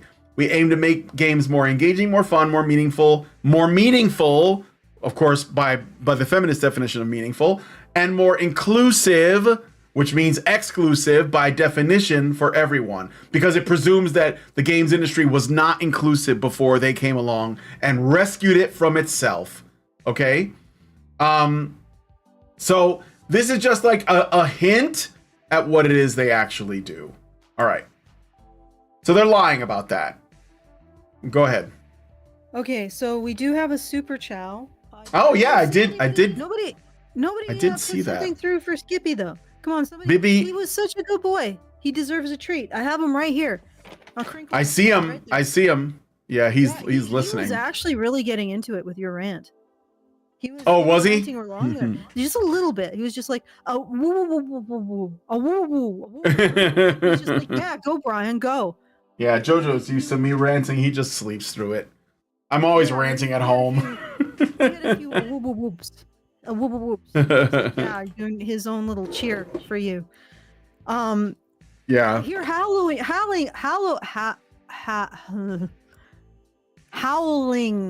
Jeez, howling. You would think that English isn't my first language, but it is. Howling. Yeah, but you guys say Z instead of Z. So yeah, who knows? Yeah. Like, maybe my brain is like just failing to wire properly because I listen to Americans all the time. Yeah, maybe. Yeah. We're messing with your brain. Okay, so BBATSAD gave us $5 and $50. I think that was a bit of support. Thank you. Yeah, and says speaking on owner inspiration, teachers taught on teaching as an example to explain their methods for God of War. Is that what GOW stands for? Taught on teaching. Oh yeah. That makes sense. Thank you for that. Yeah. Like this is Brian's right. This is his legacy, and it's been shit on by individuals. The other thing that he's known for is a game called Twisted Metal, which was like this really fun kind of car combat game. Now Jaffe is about my age, so he's a Generation Xer. So I can see what it is that he's pulling from his childhood to put into his game ideas that make them special, okay? The people who are doing this are millennials and Zoomers, okay? And so it's not that makes them worse for it, but I think they are coming from a different place, the people who created the new God of War games. Now, Twisted Metal was made into a TV show that did reasonably well, and I ended up watching the whole thing. I thought it was all right. It wasn't as bad as you would think it would be. I thought it was pretty good considering. But that means that the license might be used in the future to make another game. But Jaffe won't be involved. But I bet you Sweet Baby will. Is he gonna get up? Is that gonna be the final straw? Because that's the game that kind of put him on the map, was Twisted Metal, I think. So I don't know. But again, if he doesn't stand up for what he created, at the very least, again, just even if it's just on his little island and he's shouting into the world saying, I don't like what you guys did with my franchise, and no apologies. Just say this is what I think, and that's it. But he ended up backpedaling and cucking to them. And now they're just gonna, like, he's lost, basically. He's got nothing. He's got nothing, and he doesn't even have what he created. So, you know. Yeah. It's a shame. Okay, let's okay, let's keep going a little bit more. It hardly sounds like the super chat? Did we I read the Yes, super you did. chat Yes, already. you did. Yeah, I did. Okay, good. It hardly sounds like anything to be enraged about. So they're doing the whole, why are you mad? Like, you know, you're upset, not me. I'm writing this article. I'm clearly bothered, but I'm not as upset as you are. It hardly sounds like anything to be enraged about. The company provides a vital function, improve games behind the scenes, and likely doesn't get the recognition it deserves for its work on major games. So basically, we're giving it recognition by creating this Steam group, but that's not the recognition we're talking about, right? However, angry gamers are currently trying to detect every game associated with Sweet Baby to encourage others not to buy it. The reason? They believe that Sweet Baby is secretly poisoning their games with diversity. Again, a straw man argument. This is Mott and Bailey shit. Like, games have always had diversity. The problem is that was never like the sole defining component, and it wasn't there to satisfy somebody's narcissism, which is what Sweet Baby does. There's literally games that have self-inserts from the team at Sweet Baby in it. So imagine being okay. Go ahead. I'm sorry. There is a difference between having diverse characters, which is something that everybody who does art wants. No offense. The No, shittiest of course. art is art by people who make the same thing over and over again. Do the same character over and over again. Same character, same opinions, same looks over and over again. That's crap art, right? So diversity is even in art to begin with, because art is about exploring absolutely everything about the human condition. Every expression of what it is to be human. So diversity is baked right in. There's a difference between that and trying to push the ziggurat of diversity. Okay? Like this group is on top, this group is below them. This is a caste system. There's a difference between diversity and turning diversity into a caste system. Yeah. That's what they're doing. That's what they're pushing. Okay? There's a huge difference between the two. Yeah, and there's a little bit of a truth wrapped up in a big lie. So the little bit of truth is they'll say something that no one would disagree with, right? Like, oh, you know, it would be nice to have games that have women in them, right? Or people of color or whatever. Nobody's going to disagree with that because that has always existed. Like, Pac-Man is yellow. Like, there's always been characters of color in video games. Like, you know, Ms. Pac-Man existed. She was a female character. Like, this is, like, Mario is Italian. Does that count? I don't know. Like, I mean, is that still white adjacent? No idea. Okay, go ahead. The ultimate point that I'm making is it isn't about diversity at all. No, it's not. It's not. But that's pushing a particular moral framework using diversity. Yes. Yeah, they're using it to push diversity. To push this go moral ahead. framework, this kind of caste system, which incidentally leaves the Gov Corp on top. They're on the top of the ziggurat, deciding who gets sacrificed. But that is the point. Like that is ultimately it. It is not about diversity. Because again, I mean, people who are artists, you should be proud of this. You've always been diverse in your thinking. You've always been wanting to express the most about human nature possible. Like I said, it's baked right in. You don't need to change that about art. What they're doing is they are using diversity to push conformity, yes, compliance, and authoritarianism. There's a complete difference between those two. Diversity for conformity. That is absolutely correct. 100%. I got a super chat from Carly Ellison. Thank you, Carly. Yeah, I know. She says for $5, you are wasting effort on these loser incel men who don't deserve any concern. You should be contributing to those who truly deserve support instead of these loser gamers who should be doing productive things instead. The only way to get these losers to be productive is to take games away from them, to force them to actually be productive adults who don't complain about little things. Are you kidding me? I now find out who Carly Ellison is. Like, okay. Carly? Like, no offense, but you just went through my website. Are you kidding me? This has to be a troll. Oh, good. I think it is. Read the next one. All right. Richard Bier says, Human, give me a liver treat, Scipio. Oh, look, did you see? I did. I'm excited. All right, are you ready? Make sure we can see him eating it, because he's kind of like, uh-oh, the cat's coming to take it. Here, I'll give one to the cat. Oh, no, that one ended up in Scipio too. I think this might be a bit of a losing battle here. Yep, the cat came over to me, so I'm giving it to him. Well, thank you for the $5, Carly Ellison and Richard Bier. Yeah, there we go. I gave the cat a liver treat too. Sit down. Oh, now he knows the liver treats are here. Uh-oh. So, well, I guess that's all the show you get. That's all the show you get, folks. Oh, he's trying to get the liver treat from the one the cat took. They both really like liver treats, by the way. Oh, Jojo likes livers too. Yep. Livers, for some reason, anything really stinky. Like, I'm sorry. Makes this really stinky bone broth that smells like it's definitely stinky. It smells like farts. Let's face it. Okay, He loves it. The dog just loves it. He's just like, yeah, pour that all over. It's like fart. Yeah. Baby. Yeah. Okay. All right. Okay, so it's unclear how Sweet Baby got on the far right's radar, but somehow it did. You know the guy, not that it is like, not for nothing, because I don't think this is relevant information, but of course these people always make me have to like say these things. The guy who started the Discord is from Brazil. He's a Brazilian guy. So, but anyway, it doesn't matter. These people don't care. Okay. I just want to qualify something about what I said about Carly Ellison. I'm, of course, not going to do anything at all and never would.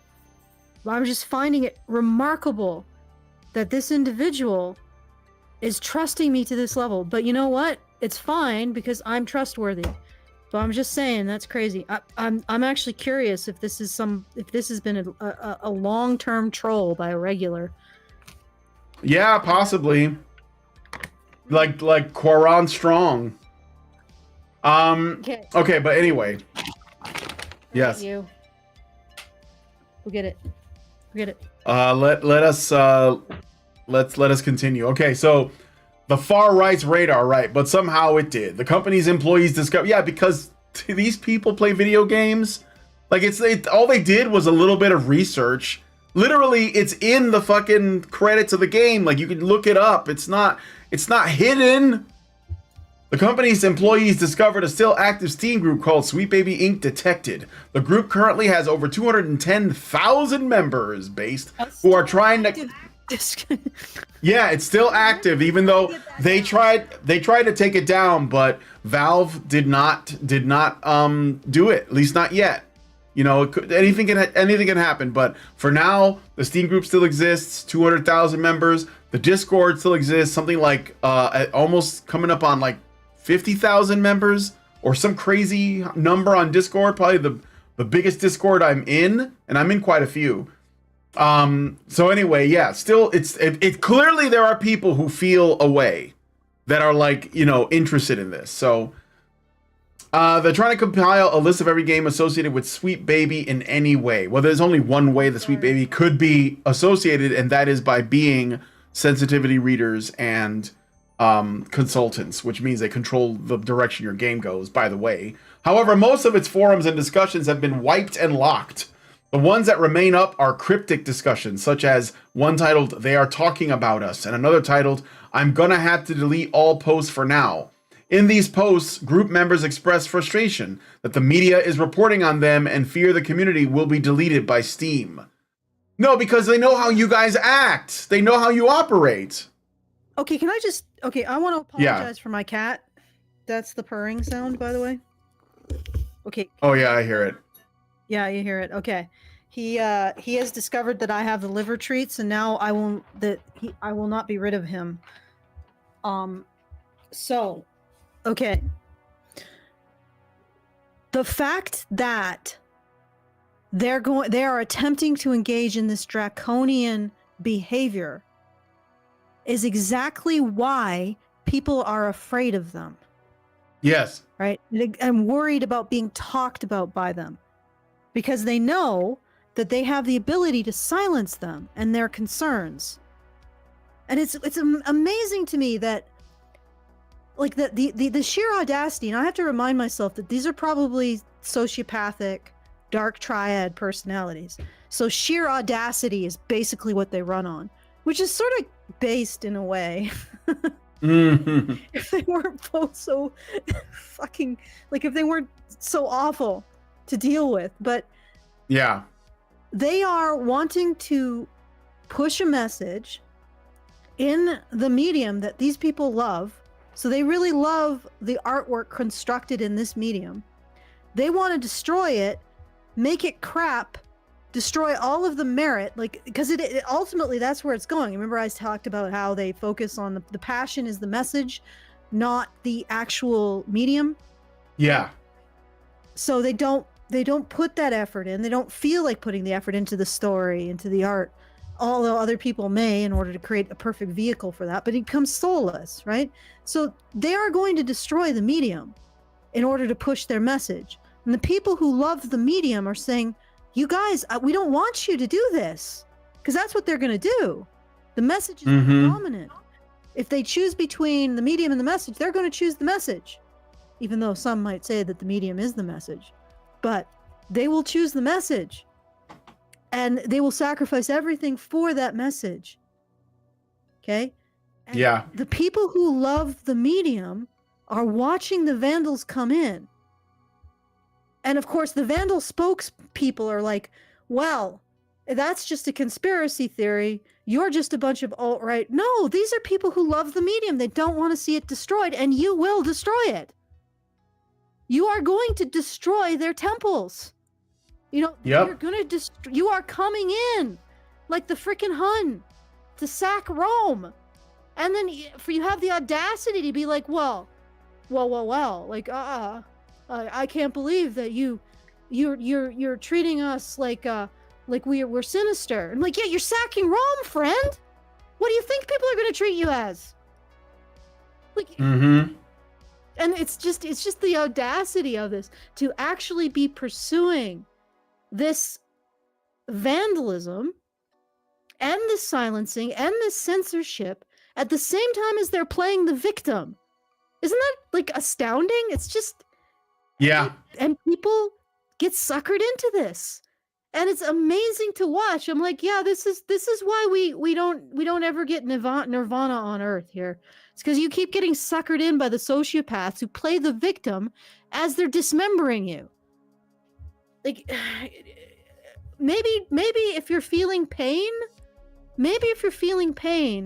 the person causing the pain isn't the victim of you. It's a thought. Consider it.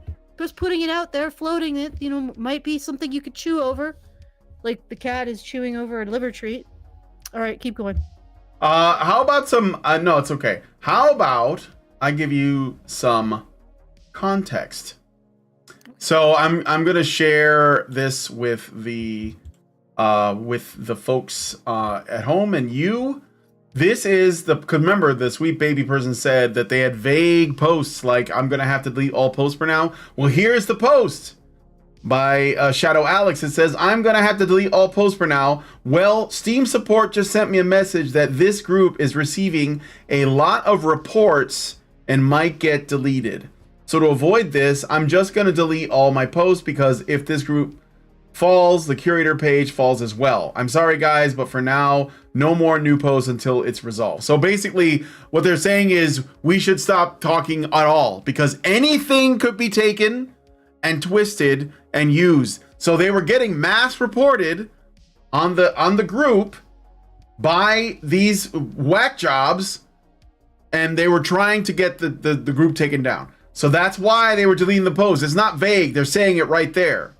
Now, what I think the Mary Sue person is suggesting is that they have something to hide. You know, like, oh, you don't have anything to hide, do you? But that's not really what's going on because they understand how journalists work. They understand that you are like going to use your control over language and rhetoric to get people removed, and they don't want that to happen. So that's the context on that. That's on my Twitter. Follow me at Badger Arcade.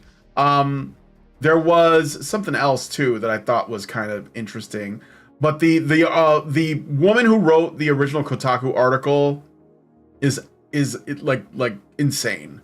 But they did end up going through and approving of the group. So anyway, let me read a bit more of this. We may not finish this article, but there. And then there's like, you know, that the Sweet Baby was it like there was a video of the woman who runs it named Belair, Kim Belair, I believe her name is, where she is saying that the way that you get your games changed to the way you want is you have to terrify the developers, terrify them.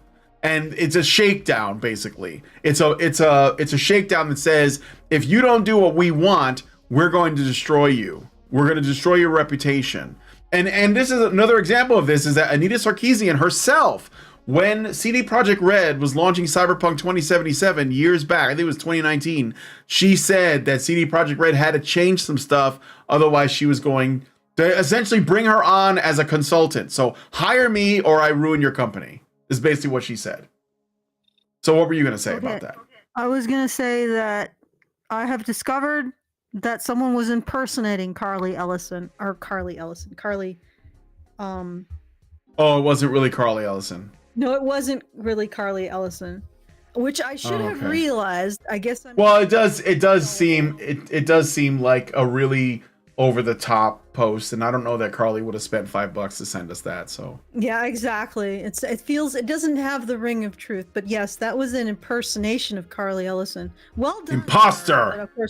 Of course, I guess I'm pretty gullible to have bought into it. Like, wow, Carly Ellison sent her financial information. Liar! I should have had a doubt at that. I should have had a doubt. Not like I don't get like the stuff that's really private. I just get like a name, and I wouldn't have thought that she would have trusted me that far. But no, it was actually somebody who was pretending to be Carly Ellison. So the plot thickens. Okay, let's keep going. All right. So what was the purpose of this whole group to begin with? Kotaku's Alyssa Mercante, that's the woman who I was talking about, the Kotaku writer. So this is how you know they're just talking to each other, right? Like these people are not...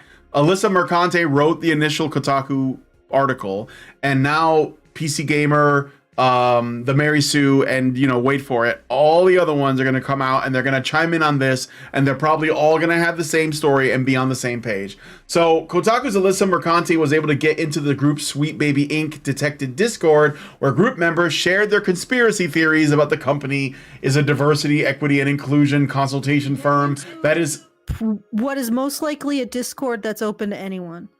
Yeah, it's not secret. You can just click a link and get in there. Because that Discord's probably going to get nuked. Yeah, it may, because Discord is they're probably gonna they probably will get taken down at some point. So, okay. So while group members shared their conspiracy theories that the company is a diversity, equity, and inclusion consultation firm that is essentially coming in and destroying games and forcing diversity into them, all that is true. That's not a lie. It's not an exaggeration. It's not a conspiracy theory. It is a conspiracy fact. That's what. And well, I'll get into that later. But these members blame Sweet Baby for every recent game failure. Well, I would say the ideology is the blame, and I think that they would agree. But the Mary Sue is trying to strawman this position. So for every recent game failure, although one of the only games it has worked on that had disappointing results was Suicide Squad. Well, I mean, there are some that are financial successes, but that doesn't mean that they were necessarily great games. Like, the Barbie movie made over $1 billion, but it's not a good movie. It just made a lot of money. That's, you know, like, a game can win awards. This is another thing they do a lot. It was like, this game won all these awards and accolades, but it didn't sell. That doesn't mean it was a good game. That means it wasn't a good game. That means that your elitist art critic snob friends liked it, you know, but that doesn't mean it was good. Anyway. So the only game that had disappointing results was Suicide Squad. Disappointing, by the way, puts it very lightly. That was a catastrophic, cratered failure. It was so bad. It was like they're offering refunds for this game. Sony is offering refunds. That's something that never happens. Further conspiracy theories include claims that Alan Wake 2's Saga Anderson would have been white if it weren't for Sweet Baby. I think she was originally supposed to be on paper. That Sweet Baby added pride flags to Spider-Man 2, a lot of them, and that the company has race and identity group quotas for every project it is involved in. Yes, it does. It's on the website. You can go there and look. A lot of the Discord isn't even about Sweet Baby, but has turned into discussions and memes from conservative men. They're not conservative men, dude. Why are you saying that? It's not even just men. There are women in there, and they're just people who don't want, like, they're... So, okay. So, what you seem to be assuming is that if someone wants a game that is fun first, without a preachy, progressive, commie message in it, they must be conservative. So, because, like, that's what it means now. Like, this isn't really this is why I don't like the both sides thing, because these people have they've constructed the armies. Essentially, they are right, and they are like a minority. They're the underdog, even though they control all the most powerful institutions. They got everybody on their side. And anyone else, regardless of what they believe, is their opposition. Everybody. Like, if I say, oh, you know what? I saw John Wick 4 and I thought it was a good movie, that would, to them, oh, that's a right wing. You're a right wing guy for that. It's like, what? Because Keanu Reeves is not like a person of color to you? I mean, he's like part Hawaiian or something. Like, but that doesn't matter. Like, it's like if you like something normal with like a male character and he's heterosexual, you know, like he doesn't cross any boxes and it's a good story. It doesn't matter what it's about. It doesn't have to be about Jesus. It doesn't have to be about like World War II. It could be anything else. Pedophile rings. Yeah, it could be. Yeah, it could be a film about a guy that used to work, for Homeland Security that breaks up a pedophile ring, and they'll be like, "That's a right-wing movie," and they've literally said that. So it's not really because the sides are as defined as they claim. It's because they have defined their side, and everyone else is the opposite. That's why they're saying these are people from all over the world, like from like where politics doesn't matter. Like it's completely different context, but this person, I don't know where the Mary Sue is. I assume this. Everybody who agrees with the diversity ziggurat, so the caste system based on diversity, and everybody else who isn't part of that system. Those are the two sides. Yeah. This is the thing. Like this is something I said on Twitter. This idea that men's rights activists and feminists are on two different sides is wrong. And the reason why it's wrong is because feminists constructed the sides. Yes, okay? exactly. And then they insisted people take their side. Right? Yep. But they made the sides. They made, through this narrative that men oppress women, they constructed two sides. And they said that they completely illegitimized anybody on the side that wasn't with them. And ultimately, I'm on the side of I don't think oppression is a reasonable way to look at the relationship between the genders, between the sexes. Sorry, I don't think it's reasonable. Mm-hmm. It doesn't add anything to it. I mean, I'm pretty sure, like, throughout all of my travels, I've come to the following conclusion. Men and women do not escape each other. So oppression is a ridiculous thing to say about the relationship between the two. Okay? And I will go to bat for that both ways. But because I don't believe that men oppressed women, I'm forced on a side that they constructed. They constructed the gender war, the sex war. And they demand people take a side. And the side, of course, that is supposed everybody takes, honestly, is women. At the same time as they say, oh no, you're on side man, everybody's inclined to take side woman. And what they say is, no, you're on side man if you don't do everything we say and give us money. And of course, nobody wants to be on side man because that's the way humans human. Like the most ridiculous thing is to praise yourself for loving women. Yeah, join the club. Everybody does. Everybody does. Even misogynists love women. Let's be frank. Yes. So, but their idea is, okay, well, you don't love women if you don't agree with us. You see how that's just so manipulative? It's like the Oh no, I know. Bludgeon ever created. Yeah. And they have constructed the sides. They've set the terms, they've set the rules, and they determine whether or not you pass. Yes. And that's how they determine the sides. And it's like, no, I'm not part of this system. That's why I call myself a non-feminist and not an anti-feminist. It's like, no, I think your entire system is irrelevant and pointless and shouldn't be acknowledged as something you even can be anti. Like you could even be opposed to, because you are forcing. I refuse your dichotomy entirely. Goodbye, madam. Good day to you. Leave with your dichotomy. I refuse to take a side. In your framework. Okay, I think that's where you're coming at too. Yeah. So, well, we've been going for a little over 2 hours, so we can like do a little bit of a summary. I'm gonna be following this and making content regularly about it on Honey Badger Arcade, because I think that it fits better in there because it is about games. But I really wanted to like mention this with Allison. I was trying to find a post by this woman, Mercade or whatever her name is. I think it's on here. Let me see. I saw her name earlier. Yeah, Alyssa Mercante. So I'm gonna like go to her Twitter, if I can find it, and I will show you because I thought this was kind of interesting about her. Where's your Twitter? Where's your Twitter, bitch? Sorry.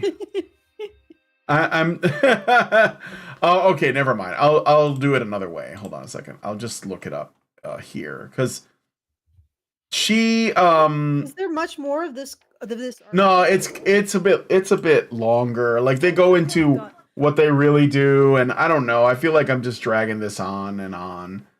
No, fair enough. I mean, like honestly, people have diarrhea of the pen.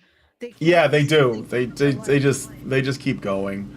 And really, it's all like they've already been, like I said, they've already been called out. They're making claims that just don't make sense. Like they're saying that, you know, these guys just don't want women in video games at all, and it's like, come on, that like this isn't about that. We know, Brian. Yeah, these men. Yeah, these men. They hate women.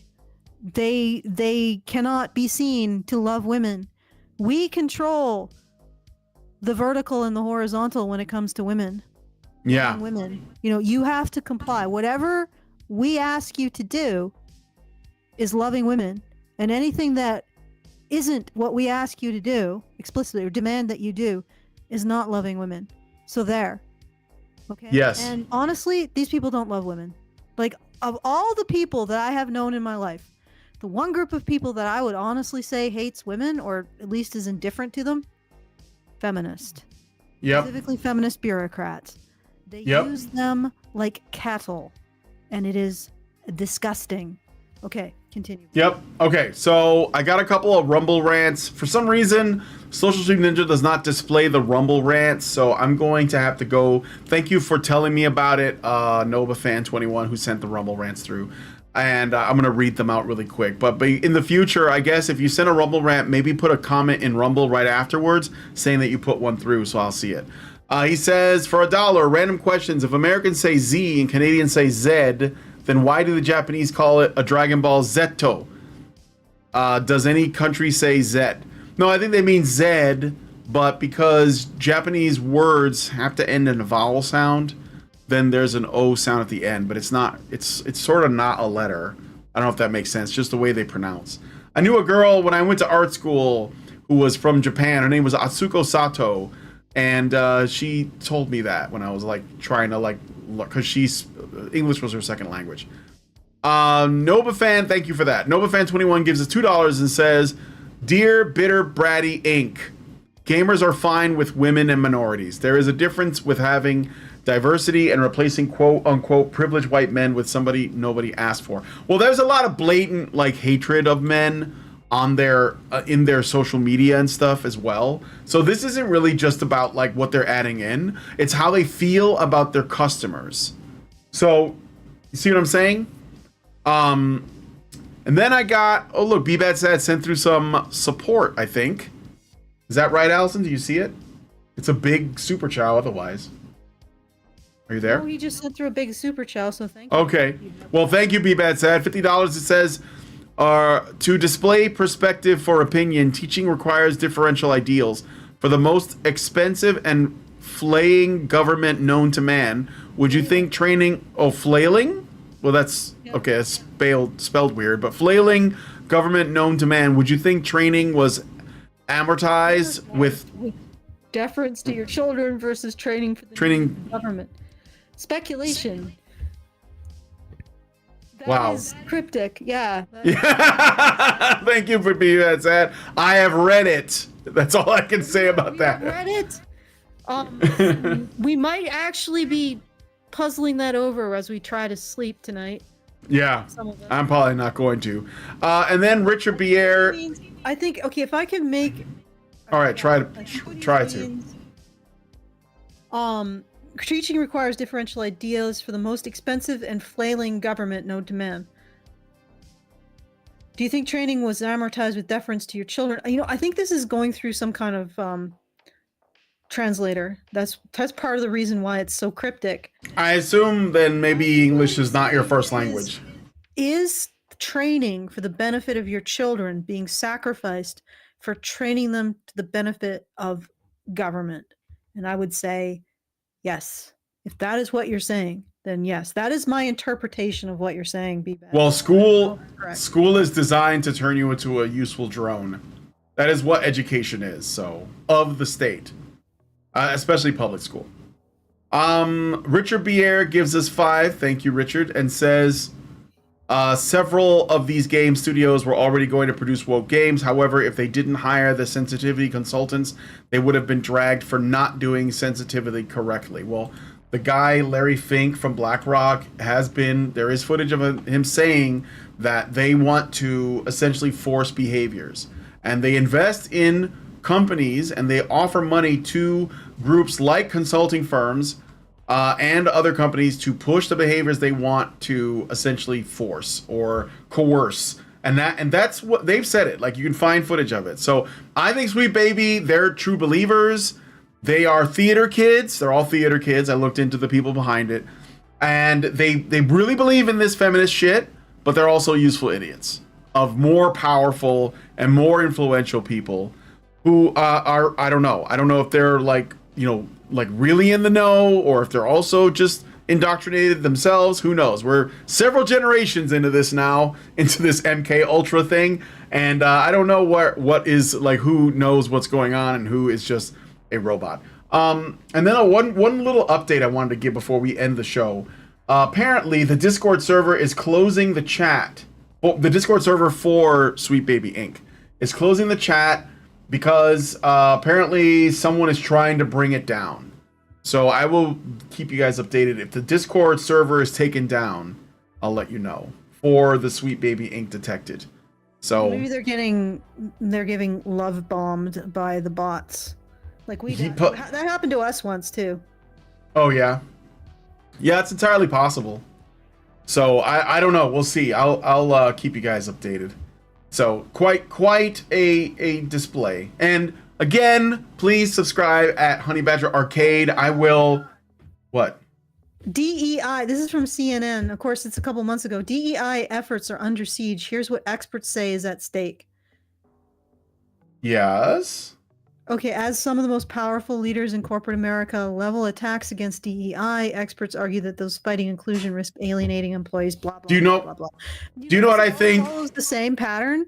Yeah. Do you know what I think DEI is? Why? What? DEI is Me Too. No, well, it is obviously, but it's Me Too turned into an institution. It's what the Me Too movement did, and you take it and you unionize it and you institutionalize it, and you have DEI and what's the other one? ESG. That's what it is. Because like Me Too was never about what it was about. Like some people say, oh, it started in earnest and all that. No, that's bullshit. Like it was a tool to destroy powerful people to put other people in power, and that is what DEI does. It's just like more. It's just more. I wouldn't say clever, but it's just like made formal. I'll put it that way. And what is that? Is cancel culture. So it's like Me Too is cancel culture. Cancel culture is DEI. Maybe that's the thread. Does that make sense? Me Too leads to cancel culture, which leads to DEI. Yeah, it's all weapons. It's all weapons to get control and money. And I know that about Me Too as well, because I have seen the financials of these organizations related to Me Too, like Time's Up and New Hope and against National Organization Against Domestic Violence or something. Yeah, they're raking it in, folks. When I actually looked at that, every time now anybody from that side calls me a grifter, I just laugh, because we're talking. Yeah, right. I get the same thing. $1 million in salary, in some cases for like $50,000 a year worth of actual services. Like, it's it's unbelievable. That's what's going through these feminist organizations. They're doing nothing for women, nothing except rake in money. I've even seen women who are dealing with domestic violence crying about this on Twitter, that they are noticing that these organizations have no interest in actually helping them. They're just interested in giving their board members huge kickbacks. Okay, that's what's going on. And Me Too was part of that. And the reason why I clued in on this was really interesting. I'll try to go through it briefly. So I was going to do a video on all of the media response to what happened in the Johnny Depp Amber Heard trial. And as anybody who's been following that, the media tried to erase reality and substitute its own, even though many, many people saw it for what it was, right? They tried to erase reality, substitute their own. I went through and I compiled all of the media responses, or most of them, to this. And then I found in one article a really telling statement about what was really behind all of this. It was by a woman named Ruth Glenn, who was the director or like CEO of National Violence Against Women organization or something like that. Don't quote that, because that is right off the top of my head. I know it's wrong. But anyway, so I'm looking at this, and she says, this trial, the Amber Heard Johnny Depp trial, has not been a good trial for us, or like a good accusation for us. Right. And by that, it's bad for women. We haven't seen the donations. Yeah. Right there. I mean, I couldn't believe that she said the quiet part out loud. But and then I'm like, what? So I'm like, okay, I'm gonna look at the financials of this organization. All right. Her organization gets $500,000, or puts out $500,000 in salary. And what do people get out of it? They have one service, which is referring disfigured women who are disfigured through battering, which is not actually very common, to plastic surgeons. That's it. So referring women to plastic surgeons, not, creating a means, or like saving funds to pay for those surgeons, which is what I would consider a real service, which would be, having being able to send them off with like a bursary to pay for this stuff. No, it's just referring them to plastic surgeons. That's it. That's all. Like, that's not something that takes 40 hours a week. I'm almost certain that there isn't that many women disfigured by being battered that need to go to plastic surgeons. And the other thing she does is maintain a pamphlet, a newsletter, and do an hour and a half seminar. The hour and a half seminar isn't even done by her, it's done by somebody else, and it's paid. So people have to pay to attend it. And she has a mailing list.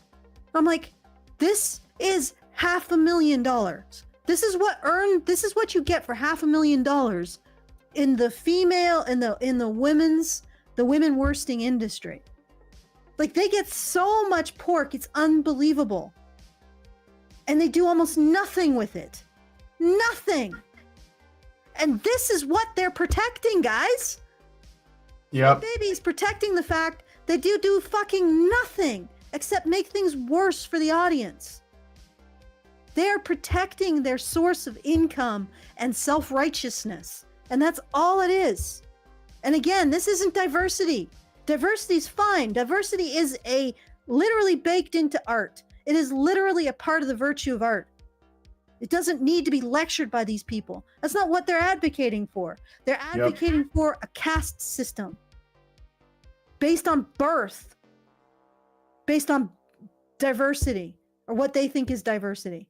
Mm-hmm. They disagree. They just occupy a position in the hierarchy based on their birth. That's it. Like I think what you said, diversity for conformity. Mm-hmm. Amazingly. All right. So no artist should be lectured to by these people because they don't have a virtue. They're just cultural authoritarians who want to use diversity to construct a hierarchy to put people in and put themselves on top. Yep. Okay. All right. There you go. All right. There you go. One other thing that I thought was good news I'm going to share with you guys. So the guy who created this Discord server and Steam group, Cabrutus, is creating another thing called DEIdetected.com.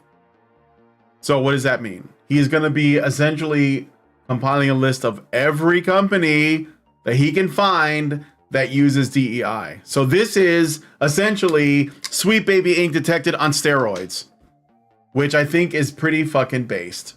So let me know what you guys think about that in the comments. You should see if he'd be willing to come in and talk. I've already asked him. I got him as soon as I learned about it. I reached out to him, but he was already like bombarded with requests. But he's gonna come on at least on Honey Badger Arcade next week. So that's what he told me, anyways. All right. So yeah, hopefully that will happen. Well, I mean, it was just I wasn't sure like what the odds of like getting that to work out were. So I went out on a limb. So yeah, but I mean, we'll see what the timing is. Maybe I can just stream to both places at once. I can certainly do that. So, all right. All right. Yeah. So, do you want me to do the things? Shall we? Yeah, go ahead and do the things. Let's call it a day. All right. So, if you want to support the show, feedthebadger.com/support. Very appreciated. And we do need you guys to, extend yourself to make sure that we can keep going. We still exist 10 years after the fact, right, guys? You know why? Because you guys support us. That's it. That's the only reason. I mean, I would still be doing this stuff. It's probably like the worst. It's probably the worst grift ever, to be honest. It's like I'm okay with getting a living. We get a living, right? But that's not a grift. That's what I'm saying. Yeah. We don't get a really fancy living. I personally would prefer if I were ever to become, rich, that it would be through my art, not through advocacy. Because there's something in me that I don't think that it's appropriate to get rich from advocacy, if that makes sense. Yeah. But be that as it may, if you want to make sure that we can continue to do this, feedthebadger.com/support. Again, we probably would still be doing it, but we would not be doing it daily. We'd probably maybe be doing it like once or twice a month. But anyway, feedthebadger.com/support. You are the reason why we continue to pick away at this, to chip away at this, and hopefully one day people will realize you just gotta stop it at the source, which is men oppress women. This is a statement that has never been subject to scientific rigor. People don't even think it needs to be, and it does. Because if you're saying that this describes reality, then you have to put it through that process. You got to put it to the test, and it never has been.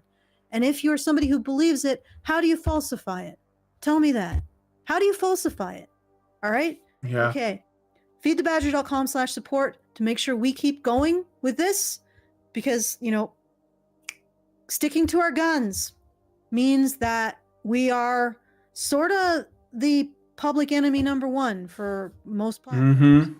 So feedthebadger.com/support. And if you want to send us a message, you enjoyed the show, you want to say, I have a lovely dog, which I do, or Brian has a lovely dog, which he also does, feedthebadger.com/justthetip, or a cat, because I know there are cat people out there.